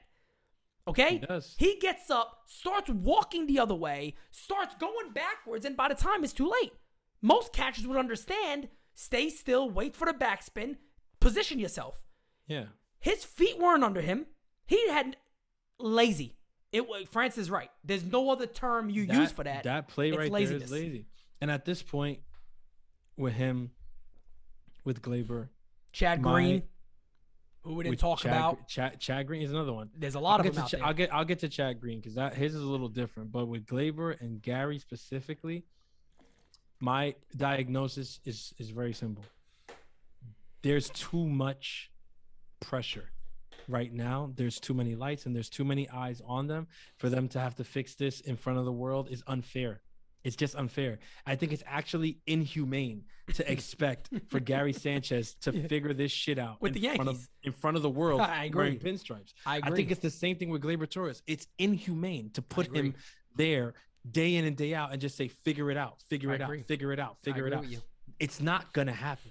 It's not going to happen. Now, some people might say, well, the best thing that can happen maybe for both of these guys is that the offseason is coming up and the team gets eliminated and they have all season to work on it. Well, Gary's had a couple of off seasons now. Yeah, that's excuses too, though. He's had a couple of off seasons now. Yeah. Every time they're changing his catching stance, they're changing this, they're changing that. They want to make him a better framer. They want to make him. It's not working. Yep, it's not working. Right. I'm sorry. It doesn't work. And maybe I'm not saying that he's not good enough to play in Major League. Of course, he's more than good enough to play Major League Baseball. Right. He's got more than 20 home runs or whatever. Listen, that's a clear sign that he has what it takes to be a Major League Baseball player. What we're saying is he's not on the level to play on the New York Yankees. And and the Yankees are trying to sell it to fans and other people that this is just who we are now, that we're okay with having players like Gary Sanchez and Gleyber Torres and a bunch of others just come in and underperform or whatever, and your Aaron Hickses of the world, and we're cool with that. Like, that's fine, it's okay. And we're gonna make a rotation, that's held together by duct tape and old bubble gum, and that's okay. And it's like, no, the fuck it isn't. No, it's not. No, it's not. Not when you're charging freaking $200 for a ticket, $20 for a beer, $30 for a burger. It's nowhere near okay. It's not in the same area code as okay. Right. You know how much money we spent? I went to a game in Cincinnati. I remember you telling me. Yeah, I remember you telling me how much cheaper it was. Yeah, it's way cheaper. I was behind home plate. It was ridiculous. I didn't even pay $100. I paid $75 to be like right freaking there. And I bought beer, I bought food and everything. It was nowhere. It paled. You shared a chicken cutlet parmesan with Joey Votto, per my understanding. I mean, come on. It was it was amazing. Paisan. But like the whole experience is there, and I'm like, wow, this is amazing. This is what it's like when you go somewhere you don't got to spend that kind of money. But I said, you know what? It makes sense. This is what it is. Cincinnati. This is what it is. When did New York stop being New York? When did it say, oh, so you're gonna continue to put this product on the field and continue to charge us as if you're putting the product from 1998 on the field? Right. No, something's got to give. Something's got to give. Yep. Hal Steinbrenner, wake the fuck up. Right now, it all looks sweet because you still got fans in the stands, you still got people watching on TV, and some will tell you that no matter what, it's always gonna be like that. Yeah, correct. I'm here to tell you that at some point. Yep. It'll collapse. Like it'll collapse. At some point, it won't. And all your little advisors and your financial people saying you're the New York Yankees, you got a brand, you're the biggest brand. It's BS. Yep. We're moving into a new generation completely. Okay, this whole thing in the 1990s, people only could watch games on the television set. Now they can watch it on their phones. Now they can watch it on their tablets. Now some people, they don't even watch the games. They just go on Instagram and look at highlights. Yep. And it's going to get worse and worse as years go by. Right. And if you're not putting out a watchable product, you're going to lose the people that you have watching your product. That's right. I go to games. I see who's there in the stands, okay? I see some people who, they'll probably still go there, win or lose. But I see a lot of fair weather fans buying tickets right now. Of course. And so if you continue this BS, those fair weathers aren't going to be there. And Yankee Stadium is going to be hollow. And you know how embarrassing that would be? Your father would turn over in his grave the day that Yankee Stadium is hollow. He already is. Unfortunately. Got to get guys like, I'm sorry. But I digress. Gary Sanchez, Gleyber Torres, it's inhumane to expect them to fix this on the field in front of everybody. And we have, and the thing is, the first thing that pops out of fans' mind is, well, my God, who's going to replace him? Well, that's a GM's job to do, guys. Like, everybody got to calm down with that shit because that's what Cashman gets paid money for, right? Let me ask you guys something real quick. Whatever player it would be, what are they replacing? That's the thing. They're not replacing the potential. They're replacing what they did. There's not much to replace here, guys. Okay? There's not much to replace here. Let me give you guys an example real quick. And then we're going to jump into a couple of one tweet about Aaron Judge tenure with the Yankees and playing against the American League East. that I know Francis wanted to have a chance to talk about. But let me pull a player up real quick that I want to talk about that's going to be a free agent, whose OPS is 694, almost 700, higher than that person said Gleyber Torres, Jose Iglesias. This is not me advocating right now that the Yankees go out there and sign Jose Iglesias. I'm just trying to tell people what your expectation of Gleyber Torres is this year or in the future if they ever got rid of him, because that's the first question. Oh my God, Pete, what are we going to do? How do you get rid of him? How do you do this? How do you do that? How does it work? Fam, you're replacing his stats that he left you with. That's the player you're looking to replace. Not what his potential of the future could be.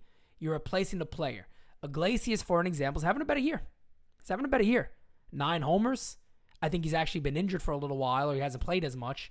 46 RBIs, 268 average. On base percentage is not cute. OPS 694. And guess what? His defense is 400 times better than Gleyber Torres. So it's not hard. So for anybody sitting there saying, oh my God, what do they do for us this year? All you're looking to is improve what that player was in 2021. You're looking to improve your team in 2022. So there's options out there.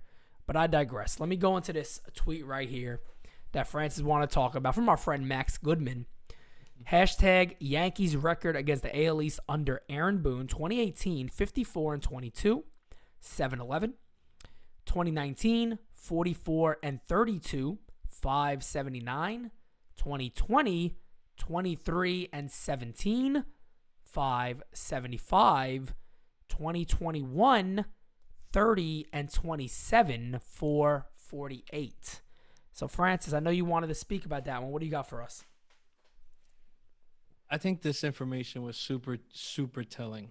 And as far as I'm concerned, like, this needs to be at the top of the list for reasons why we move away from Aaron Boone as manager.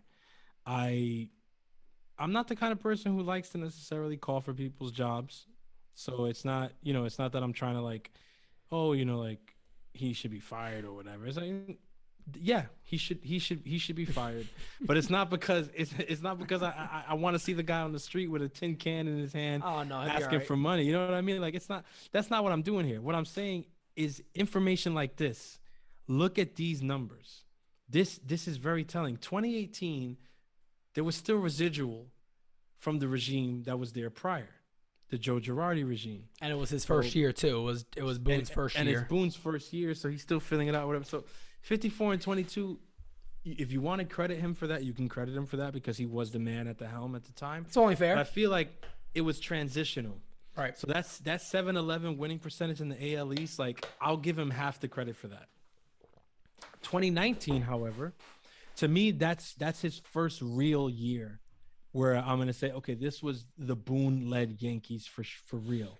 And in 2019, the Yankees were only 12 games over 500 in the division. They played to a 579 winning percentage, right? They went 44-32. Which some people say, that's okay. It's not going to do it, though. It's really not going to do it. 32 losses. Think about it. You play the Red Sox. You play everyone 19 times. Yep. You play everyone 19 times, right?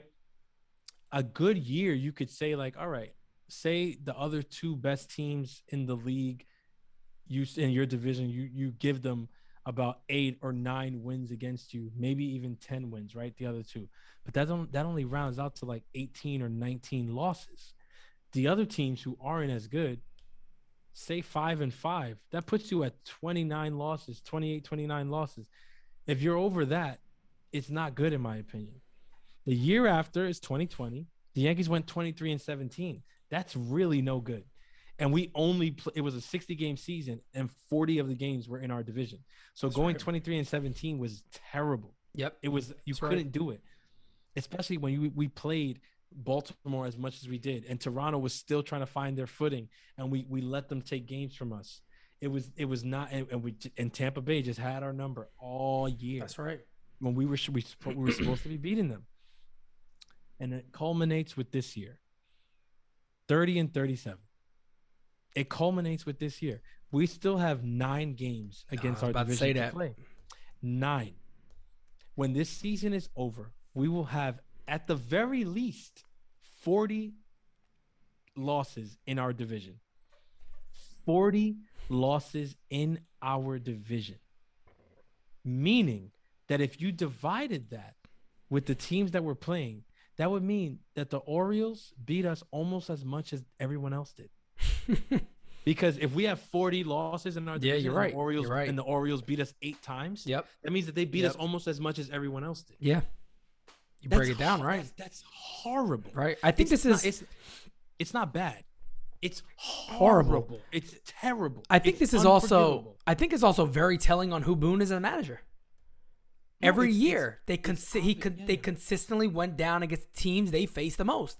And we were saying this, remember? I think it was. But they expected it to get better somehow with these numbers being what they were. Right, exactly. And I think it was maybe last year earlier this season. Do you remember watching the games? You were like, well, the MVP of this game against the Red Sox was Alex Cora. Mm-hmm. Because he was just making moves left and right, and Boone is just sitting there picking his nose and hoping he finds a golden nugget or something. I mean, I do believe there's something there towards the manager. I saw a lot of the comments of people in there, and right away they said, well, this has nothing to do with Boone. I mean, he's not the one playing on the field. Guys, look, when a manager becomes very repetitive against constant competition, smart managers are going to know what the hell they're doing. Unfortunately for Boone, American League's got some smart-ass managers. Kevin Some of the Cash best managers in the game. and Kevin Alex Cash, Cora may be Alex two of the Cora, best managers in the game. They might be the best. Those guys are top 5 in the league. 100% in Major League Baseball overall. Major League Baseball. No doubt about it. 5. No doubt about it. And those guys are all about strategy.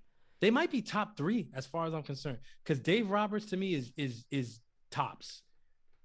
But other than that, who do you say is just head and shoulders better than Kevin Cash? I don't know. I really don't know. I think Kevin Cash is the second best manager in the league. I think a guy like Bob Melvin has always been a really good manager, but Bob Melvin's really around there. But to sit there and be like, no, not on those guys' levels.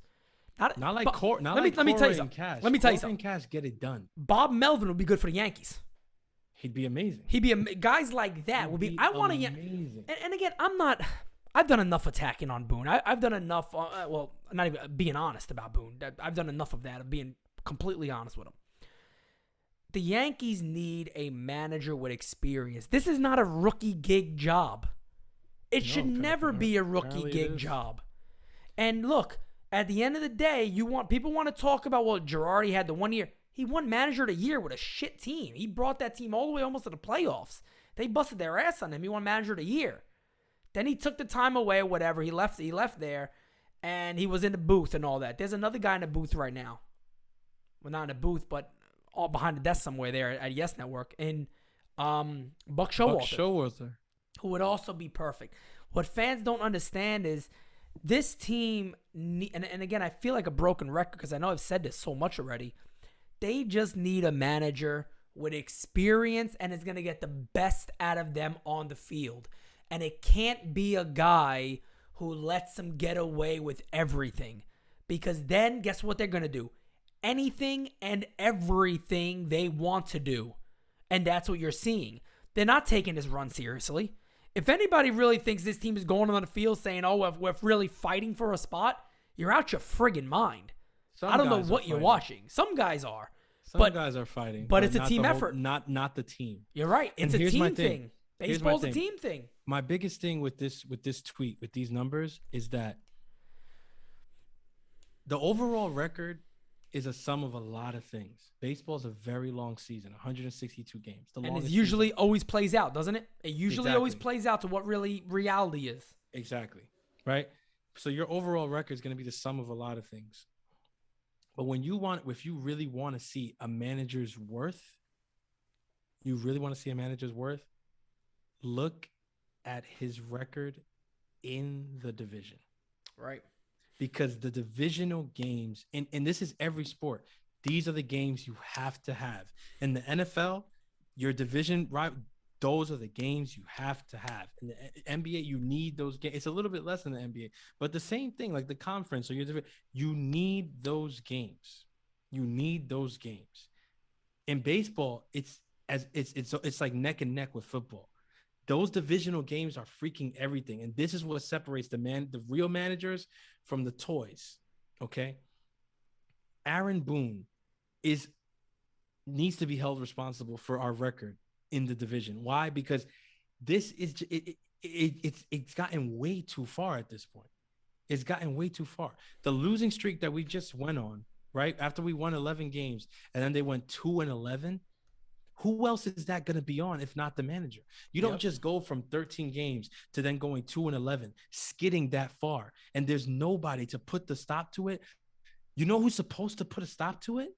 The manager. The manager's supposed to call a meeting. The manager's supposed to call guys out. The manager's supposed to hold guys accountable and say, hey, what the hell are you doing? We just rattled off 13 straight freaking wins. We just showed the league exactly who we are, exactly what we can do. And this is how you guys are answering? This is what you're going to do? You're really going to drop a series to the freaking Angels? Those guys don't deserve to be on the same field as you, and you're giving them 2 victories? Yep. Oh, and then we're going to go and lose a series to Baltimore? You guys are really going to lose a series to Baltimore? Speaking of Baltimore, the manager is the one who cannot allow his team to lose that many times. Can I get you more angry real quick? The Baltimore Orioles record against the AL East, since we're talking about this stat right now, real quickly, is, get this, 18-51. Francis, how many wins did he have against the Yankees? 8. That means they got 10 against only. Divided by the other 3 teams. So 3. The other teams basically, one game obviously goes to one of those clubs. No, it's very Tampa simple. Bay, it's very Boston, simple. and Toronto basically beat them 3 times. They beat Tampa Bay 1 time. They beat Toronto Toronto 5 times. Right. And they beat Boston 4 times. So think about that, guys. 8 times. Guys, think about that. 8 times. And then let's do this too. I'll just run it through because we're talking about it. So we'll be fair for this year and talk about everybody. The team in the division, as Francis was saying, has to beat their division. Well, long behold, obviously, the team that's going to win the American League East is 47-23 versus the East. The Boston Red Sox, 39-30. The Toronto Blue Jays, 37-30. The New York Yankees are the opposite of that, 30-37 against the East this year. 30-37. That is it right there. Bingo. That's what I've been trying to say with this stat. And I know I've been long-winded. I've been trying to get to the point. I'm tired. It's late. But that is the point that I am trying to make right there. They're lucky they played the East this year. Right there. The Yankees are lucky they played the Central. 22-9. Exactly. Because look at the way the other teams are doing. Look at Tampa Bay's record inside of the division.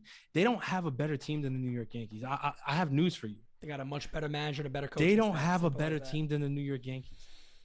Our lineup, talent-wise, way better. No doubt. Our rotation, talent-wise, matches up, and we have a true ace, which they don't right now. Bullpen-wise, they have it on the bullpen side.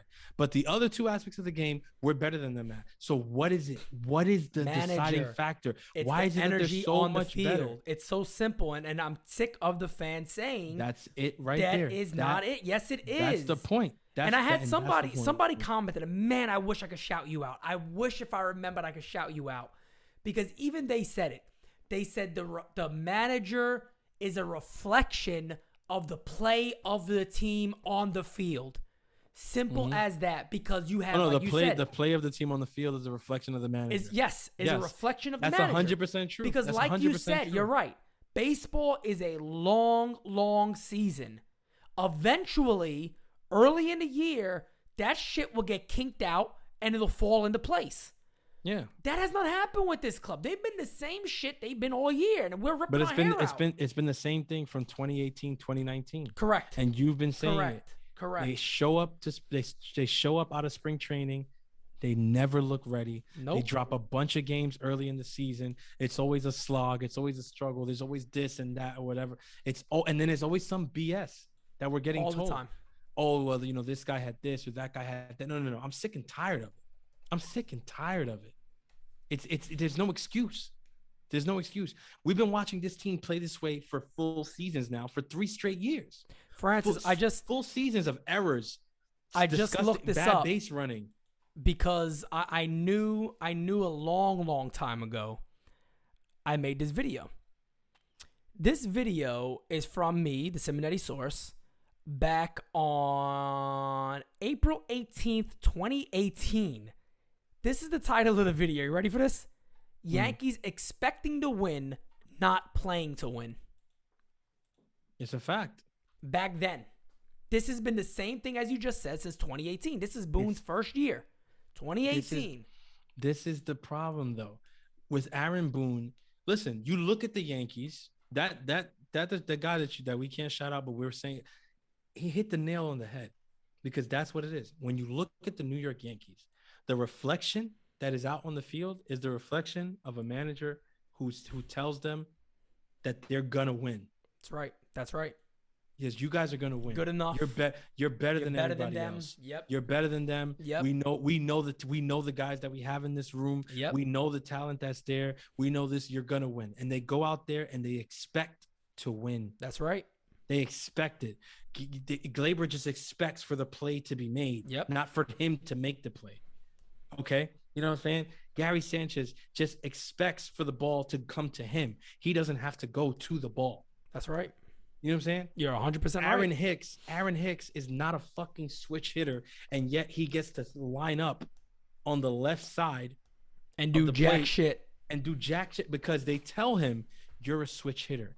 It's gonna come. Just stay with it. It's going to happen. And that's this team. That's what this team has been from 2018 to now.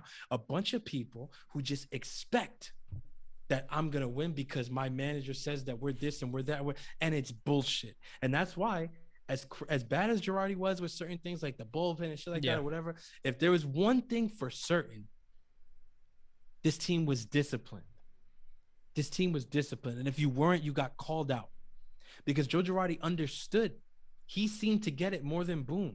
For whatever reason, he seemed to understand more what it means to wear those freaking pinstripes. Well, I think we know why that is. He actually played on the winning Yankee teams and won World Series with great clubs. And I think being a part of that clubhouse rubbed off on him. I think being a part of that team like that really rubbed off on them. You know, because I think that meant something. I think that means something. I mean, he played in a lot of meaningful games for the New York Yankees. We know Boone's homer. Nobody's discrediting that. I'm not discrediting that. He played half a year with them. It's a great moment. It's a great moment in Yankee. I think he'll be remembered. He'll be more remembered for that than anything he's ever done with the Yankees. Of course. His tenure here is going to go disappearing somewhere eventually. But it's like, let me ask you this. Greg Bird hit a nice clutch home run. Is he going to get a chance to manage next season? Shouldn't. You know what I mean? I'm not discrediting Boone's home run. I know how much that meant. I saw it. I saw it live. Yeah. It meant the world to me in that moment. Yep. And maybe, you know, a lot of that helped him get to where he is, along with a lot of hard work and a lot of consistency, helped him get the opportunity to come here and be the manager. But you know what? He came here, and unfortunately, he let Cashman and his goons steer him in the wrong direction. Oh, he agreed to it. And now he's going to take the fall for it. Yep. And I hope he learns from it. And I hope he gets an opportunity somewhere else. And he says, I'm going to do it my way. Because you know what? At the end of the day, if I don't do it my way, I'm going to go down anyway. So I might as well do it my way. Hopefully, Aaron Boone learns that from this situation with the Yankees. Yep. Because it's not worth it. It's not worth it. It's not at You're all. the one who's going to go down. You're the one who's going to go down because Cashman is family. His last name might as well be Steinbrenner at this point. Right. He's not going anywhere. But you're going to get fired. You're going to get the axe. And everybody's going to blame you. When in reality, 85% of these moves, I would hazard that 85 to 90% of these moves that has made this team like this, the moves I'm talking about, the lineups, the bullpen usage, the pitchers, like Andrew Heaney still getting play time and all that stuff, I would hazard to say that most of that comes from above. And if it does, go ahead. I'll let you finish. No, my issue with Boone is not that he made those moves. I know those moves come from somewhere else. My issue with him is the product, is the performance, right? The way they play, right? Their attitude. That's the word. Their attitude. Yep. Under him, and that you can't blame anybody else for. No, definitely not. And the only other thing I'll add to that is, at the end of the day, he still allowed that to happen, though.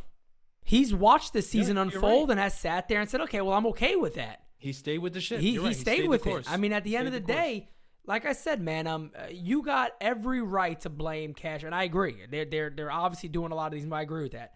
But at some point, I made some videos joking around. You know, I sometimes when I go on my rants, I joke around a little too much. Sometimes I might even cross the line a little bit. I'm just joking, to be honest with you. It gets aggravating. But the thing with Boone is, you've had all the time then to push back on this. You know the fans are blaming you. You can't hide from that. You know you're being blamed for the majority of what's happening. If it's not you, you need to do something about it. It's just facts. You need to do something about it. That's all there is to it. And even if he comes out and says it, like after he's, released and let go by the Yankees, and then if he does an interview and comes out and says, yeah, it looks worse. A lot of those things came from, up top in the front office, that, they have a hand in what's going on there. Listen, all due respect, I ain't trying to hear that shit. Thank you. That's exactly what I would say. I don't want to hear it. I'm not going to take that interview and like, if that interview happens or whatever, and I'm if I was a betting man, I'd say at some point or another, we're going to hear Aaron Boone come out and officially say that most of these things came from the front office, and that they had a hand in a lot of things, and that there was he's going to probably say collaboration. Yeah. Right. But the truth is that they called the shots and he just implemented them. This interview will happen, and we'll probably discuss it on this podcast. But I'm not going to take that interview and say, wow, man, I really feel bad for Aaron because, he got put in a tough situation, and they made all these bad decisions, and he took the fall for it. You're a grown ass man. I'm sorry. All the opportunity but in the world to stop that. Yeah, there's not enough money in the world that the Yankees could pay me to tell me that I have to keep running out Andrew Heaney. I've seen enough. I would legit say, like, look, we got to DFA this guy. If you don't DFA him, fine. He can continue having a roster spot because I don't control the roster. You do. But I'm not putting him in the game. And you can't put him in the game. Yeah, there's no way. I have to put him in the game. Yeah, there's no way he's coming in any game at all. So we're going to be at an impasse. And it's like what I said a while ago when we had a round table. I said flat out, if I'm Boone, I just have a conversation with him. Look, either we continue on with this, or I do the thing that all the fans want right now because the target's on me. I'm looking like the jerk off in the room. Then you get rid of me now. I'll go now. I'll leave now. You have somebody you can fire. You look good. I walk away with a little bit of dignity and pride left, and you guys get somebody in that's going to continue to go down this hill, but I can't do it no more. It's as simple as that. I don't know how any man, that's why I knock him. I do knock him, and I'll stick to that. Listen. I'll continue to knock him on that. If you're not man enough to some point say, my family's legacy's on the line. The Boones have been around in baseball forever. Yeah. My family's legacy's on the line. You're making me look like the jerk off in the room. These are not my moves. I don't want to bring Andrew Heaney in. Yeah. And for all the people that say that, oh yeah, Boone knows baseball and that's the thing, whatever. Ozzie Jr. was saying that here on this very podcast. Mm-hmm. He's like, Aaron Boone is a great baseball guy. He knows baseball, right? Ozzie Jr. is not wrong.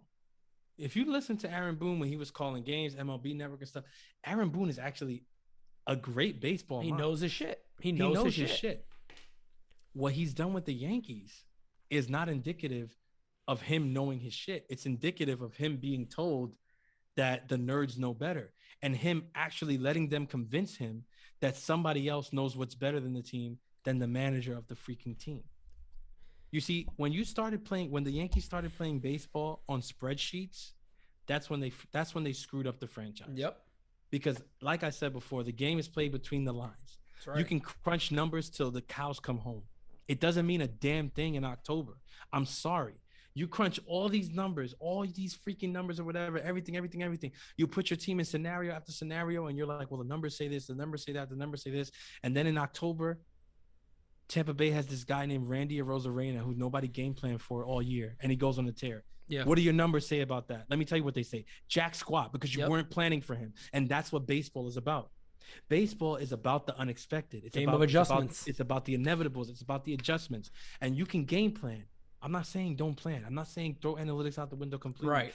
There are some numbers, some peripheral stats that are amazing, and they should definitely be in the game, but they should not dictate every major decision that a team makes. That's right.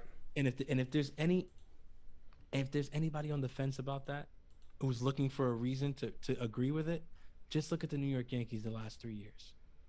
Look at the New York Yankees from 2019, 2020, and 2021.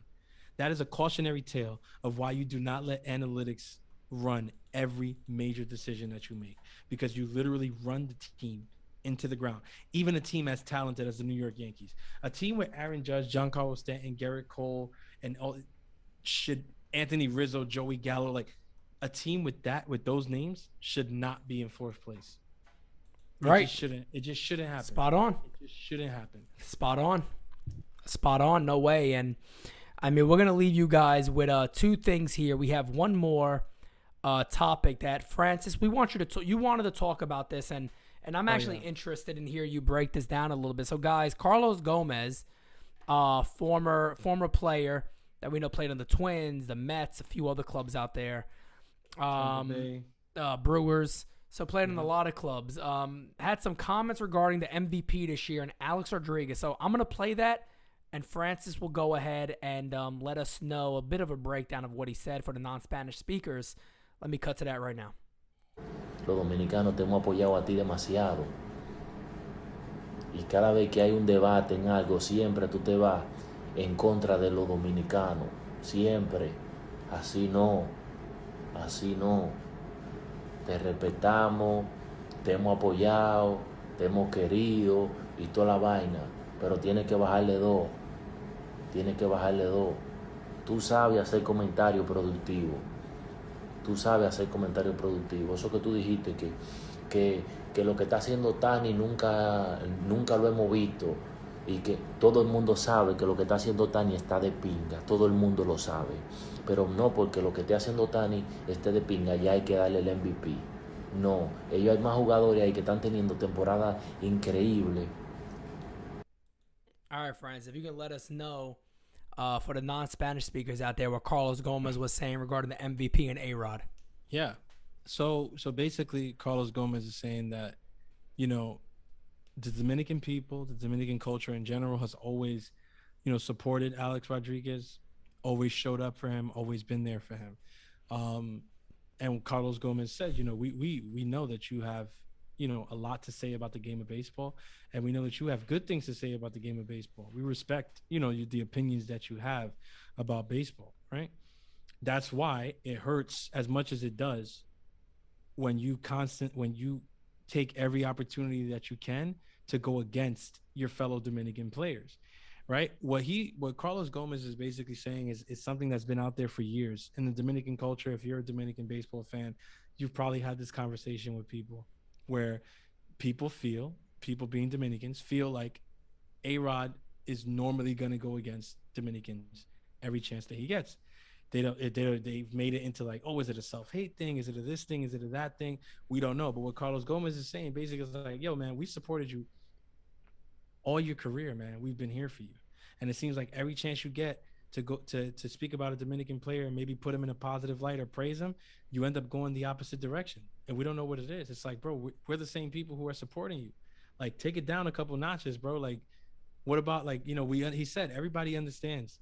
This is the most interesting part of it to me was when he spoke about Ohtani, because he said, we all understand what Ohtani's doing. We know that he does both things, that he's pitching and that he's hitting. We get it. We understand. But when it comes to MVP, you can't act like there's not other people doing great things out there, especially this young Dominican kid named Vladimir Guerrero Jr. Basically, he doesn't say Vladdy's name, but we all know who he's talking about. Right. That's exactly who he's talking about. Right. And he feels like basically what we've been saying, that there's enough people, I'm trying to think of another phrase other than deriding, but like a PC phrase. Like, there's enough people, I don't know what, to Ohtani. There's enough people on Ohtani's back. There's enough people on the Ohtani hype train, on the bandwagon. There you go. There's enough people on his bandwagon. I mean, I just say rubbing his balls, to be honest. Yeah, there you go. There you go. There's enough people doing that. All right? There's enough. So why instead of jumping on that bandwagon, why don't you, as a fellow Dominican, stick up for Vladimir Guerrero Jr., because he doesn't have very many people on his side making the case for him. And that's what Carlos Gomez is saying. Like, basically, he's like, bro, every time you've had the opportunity to make a case for a young Dominican player, whatever, like, for whatever reason, you go the opposite direction. In this case, he's speaking about Ohtani versus Vladdy Jr. He's like, we understand Ohtani's the golden child. Everybody's saying, oh, he should do it. He's the MVP. He's this, he's that, whatever. He's like, okay, that's fine. But, like, why don't we have somebody sticking up for Vladdy? And why isn't it you, A-Rod? Like you've been a player. You know what it is to be in his position coming up. You know how hard it is to do what he's doing right now. Why aren't you sticking up for him? So that's the breakdown of what he said. And my response to it is I 100% agree with Carlos Gomez. 100%. Do I agree with the thing that, A-Rod is always taking sides against Dominicans or whatever? I'm not 100% in agreement with that. I've had this argument with people, whatever. Sometimes there's a lot of times where he has blatantly gone against his people, and I will not disagree with that. And I think he should be called out for that.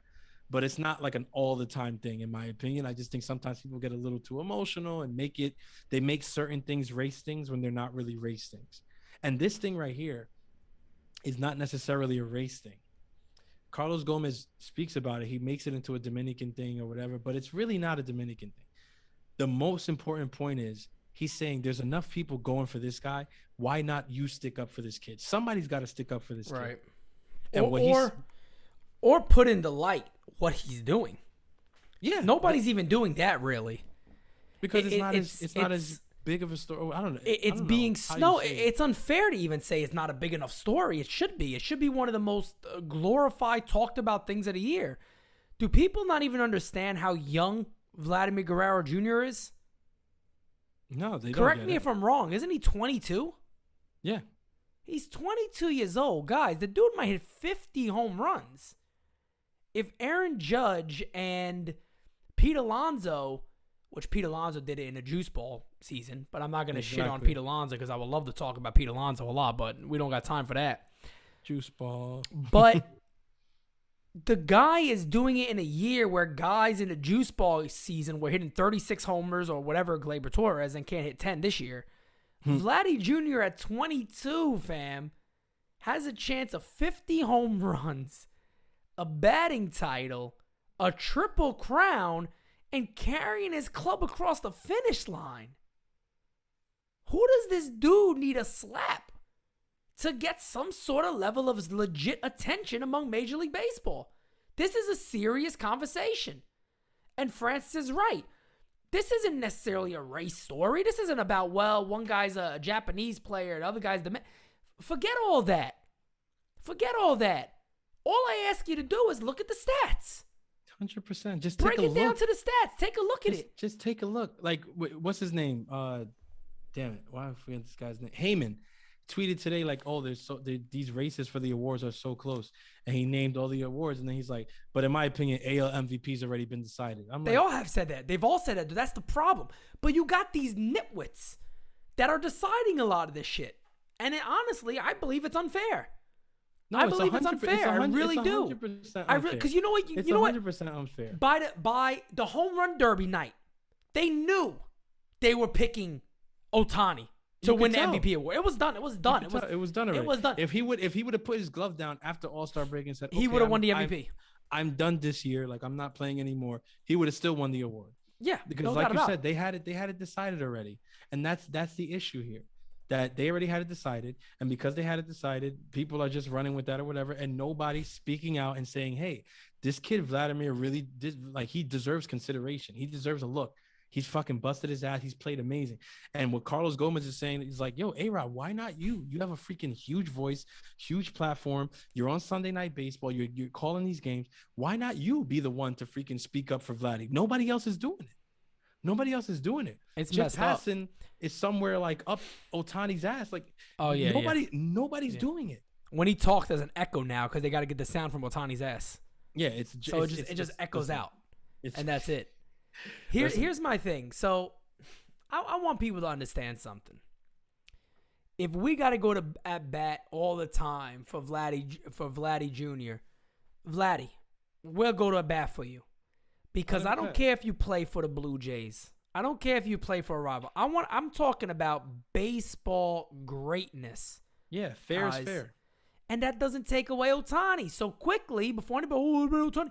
Ohtani is doing something that not even Babe Ruth was able to really do in the same year. All right? He's doing something tremendous. Yeah. Don't let up for what this guy done. This is what he's leading the league in. Okay? Runs scored 117.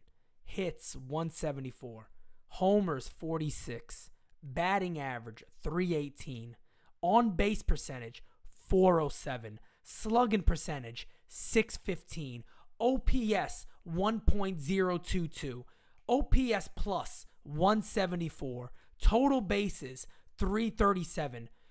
There is nothing else besides winning the World Series that this kid can do this year. There is nothing else he can do this year. No, he's done everything, and he's done it on a contender, and that's my argument with the MVP. It was my same thing even with Trout, and I understand even when the years Trout has the best numbers or whatever. I get it, I understand. My thing is like most valuable player to what team? Like Ohtani is the most valuable player on the Angels. Of course he is. He's the most valuable player in the league. How is that possible? He won't even be playing in October. Exactly. So how is he the most valuable player in the league? That used to be a thing. I think analytics started to throw that old idea out the window, but it's fair. People have a different idea what valuable is now. Guys, the Yankees' best player is Aaron Judge. He's the MVP do you disagree? of the team. No, do you disagree with that? He's the MVP of the Yankees, right? Yeah. The Yankees are fighting for a player spot. They're a lot closer than the Angels are. His OPS is 907. Vladdy is 1.022. Yeah. Fam, do you understand? 100 points higher. That's nuts. It's stupid. Aaron Judge is a monster. A 900 OPS is really freaking good. Think about how much we've watched Aaron Judge all year. We can literally sit there. There's a couple of times we're like, damn, Judge, you're struggling. Barely ever do we sit there and talk about how good Aaron Judge is. But then you look at this and you go, holy shit. Guys, it is known around baseball, right, that Mike Trout, when healthy, is like on another planet. His OPS, look at this. In MVP seasons, his first MVP he won was in 2014. His OPS was 939. Second time he won it was 2016. His OPS was 991. Last time he won it was 2019. His OPS was 1.083. He was never 30 years old. Vladdy Jr. is 22. At Mike Trout's age 22 season, he won the MVP. And again, that was his first time, not 0.939. This may actually come down to being the greatest robbery, one of the greatest robberies of all time. And I'm sorry because, look, how great it is for a player to do both things. He's not the best at either one of those things. That's what I'm saying. And he's that's really not good. enough. He's really awesome. good at both. And this is a hard really conversation to have because Yeah. anybody's going to think, oh, you're shitting on him. No, I'm not. It's not shitting on him. Yeah, The guy's that's my thing. terrific. But what He's Vladdy really good Jr. at is both. doing is otherworldly. He's leading his profession, hitting in about every damn category you could think of that matters, including potentially the Triple Crown. He has 104 RBIs, including that where he's very, very close, probably coming down to the wire. He might face Andrew Heaney a couple of times, so he might get up there quickly. But he might get it. Listen, you know what that's what I said it the other day on the roundtable. I'll say it again. If Vladimir Guerrero finds a way to win the Triple Crown and they don't give him the MVP award, then the award means shit. And I'm gonna come on here. I'm gonna come on this podcast and say it. I'm gonna tweet. I'm gonna call out every last one of you baseball writers, because then the award to me means nothing moving forward. Agree. It's a popularity award. It is. It's a popularity award. It is. It's propaganda. Or a surprise me with something we never done award. Yeah, it's just propaganda at this point. The other day, they put out the magazine cover, 100 most influential people. Ohtani's on it. He made the list, and I'm supposed to be. But what's influential? Let me ask you, what's influential about him? I'm not sure. What's influential about him? I'm not sure. Because if somebody sits here and tells me, he pitches and he hits, really? So does every other fucking little leaguer in the country. Yeah, every high school star, everybody, the best players on high school teams and all that. We remember they did both.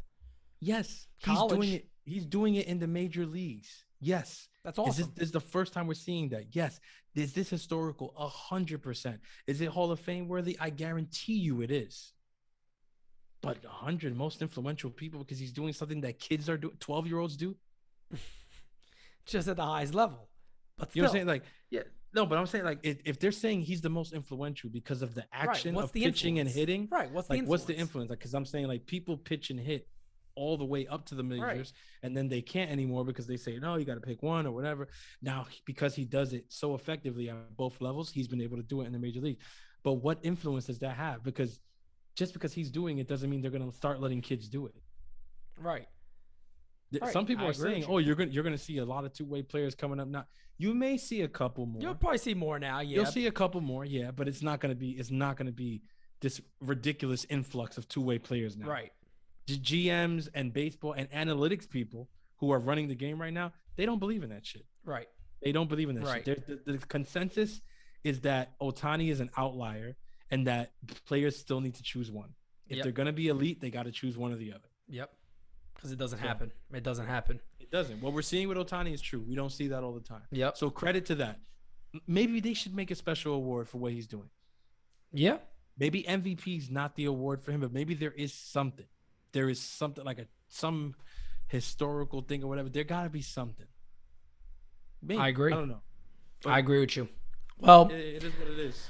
With that being said, friends who are all out there, Sunday's probables, as you guys are watching this, you already have seen the game as this airs at 5 o'clock on Sunday, will be Eli Morgan taking him out over a 6 ERA. That's simple. Usually the kryptonite of the New York Yankees. Oh, yeah. When a guy with over a 6 ERA comes to face him, they usually shut him down. And then our ERA 4+. That's right. It's trouble for the Yankees. And our ace, Garrett Cole, takes the mound looking for win number 16 on the season. And, of course, has a competition of his own going on with the Cy Young with Robbie Ray. I was going to say silver lining. Silver lining. Silver lining, that's it, man. The team could be out of it or whatever if they keep sucking or whatever. But if you want to have something to look forward to, Garrett Cole is still very much in the American League Cy Young race. Yep. And if he has have a good start. He's got to spin out of his last 3 starts this season. He's going to have to spin at least 2 gems. 2 gems, yeah. And this is the one to do it in against the Indians. They're not a great hitting team. And then Robbie Ray is actually facing the Rays. He will open up that series against the Rays. So a much more competitive club Robbie Ray gets than what Cole will get tomorrow. But the team that leads the league in strikeouts. Correct. That's that's right. You gotta be. That's one thing that you gotta be careful with. Right. Ray is a strikeout pitcher, and the Rays strike out a lot. So, and for the fans who don't know, the greatest strikeout pitcher in Major League history. Yeah. Per 9 innings. Robbie Ray. Oh man, future Yankee. Oh fam, I don't even want to get into it. We're not gonna get into it. I promise we're not. We're not gonna get into it. But we're gonna talk so much about Robbie Ray that you guys' heads will spin, but it's for good reason because that's what we're supposed to do here, right? That's what we're supposed to do. So, Francis, I throw it up to you. What an alley-oop. Y'all already know, man. Our next episode is the best episode. Keep tuning in. Man, I absolutely Designated love it. Spittaz. I love it. I love that, man. I don't have a tagline on the way out. I don't have an out tagline. Well, I get something. We got to get. It'll come naturally at some point. At some point. But anyway, guys, thank you so much for tuning in. We appreciate you all. Remember, for the people who are not subscribed, fam, you are doing us a disservice. Subscribe to the page ASAP. You must. I think it's like 67% of you guys are not subscribed, which is crazy. That's insane, fam. What are you guys doing to us? You got to put those notifications on. You know what we're doing. We're always delivering the best to you guys, and so much more is yet to come. So anyway, with that being said, guys, appreciate it. Tune in to the stuff we have in the future coming out. But thank you all for watching the show today. Talk to you later. Tell me what you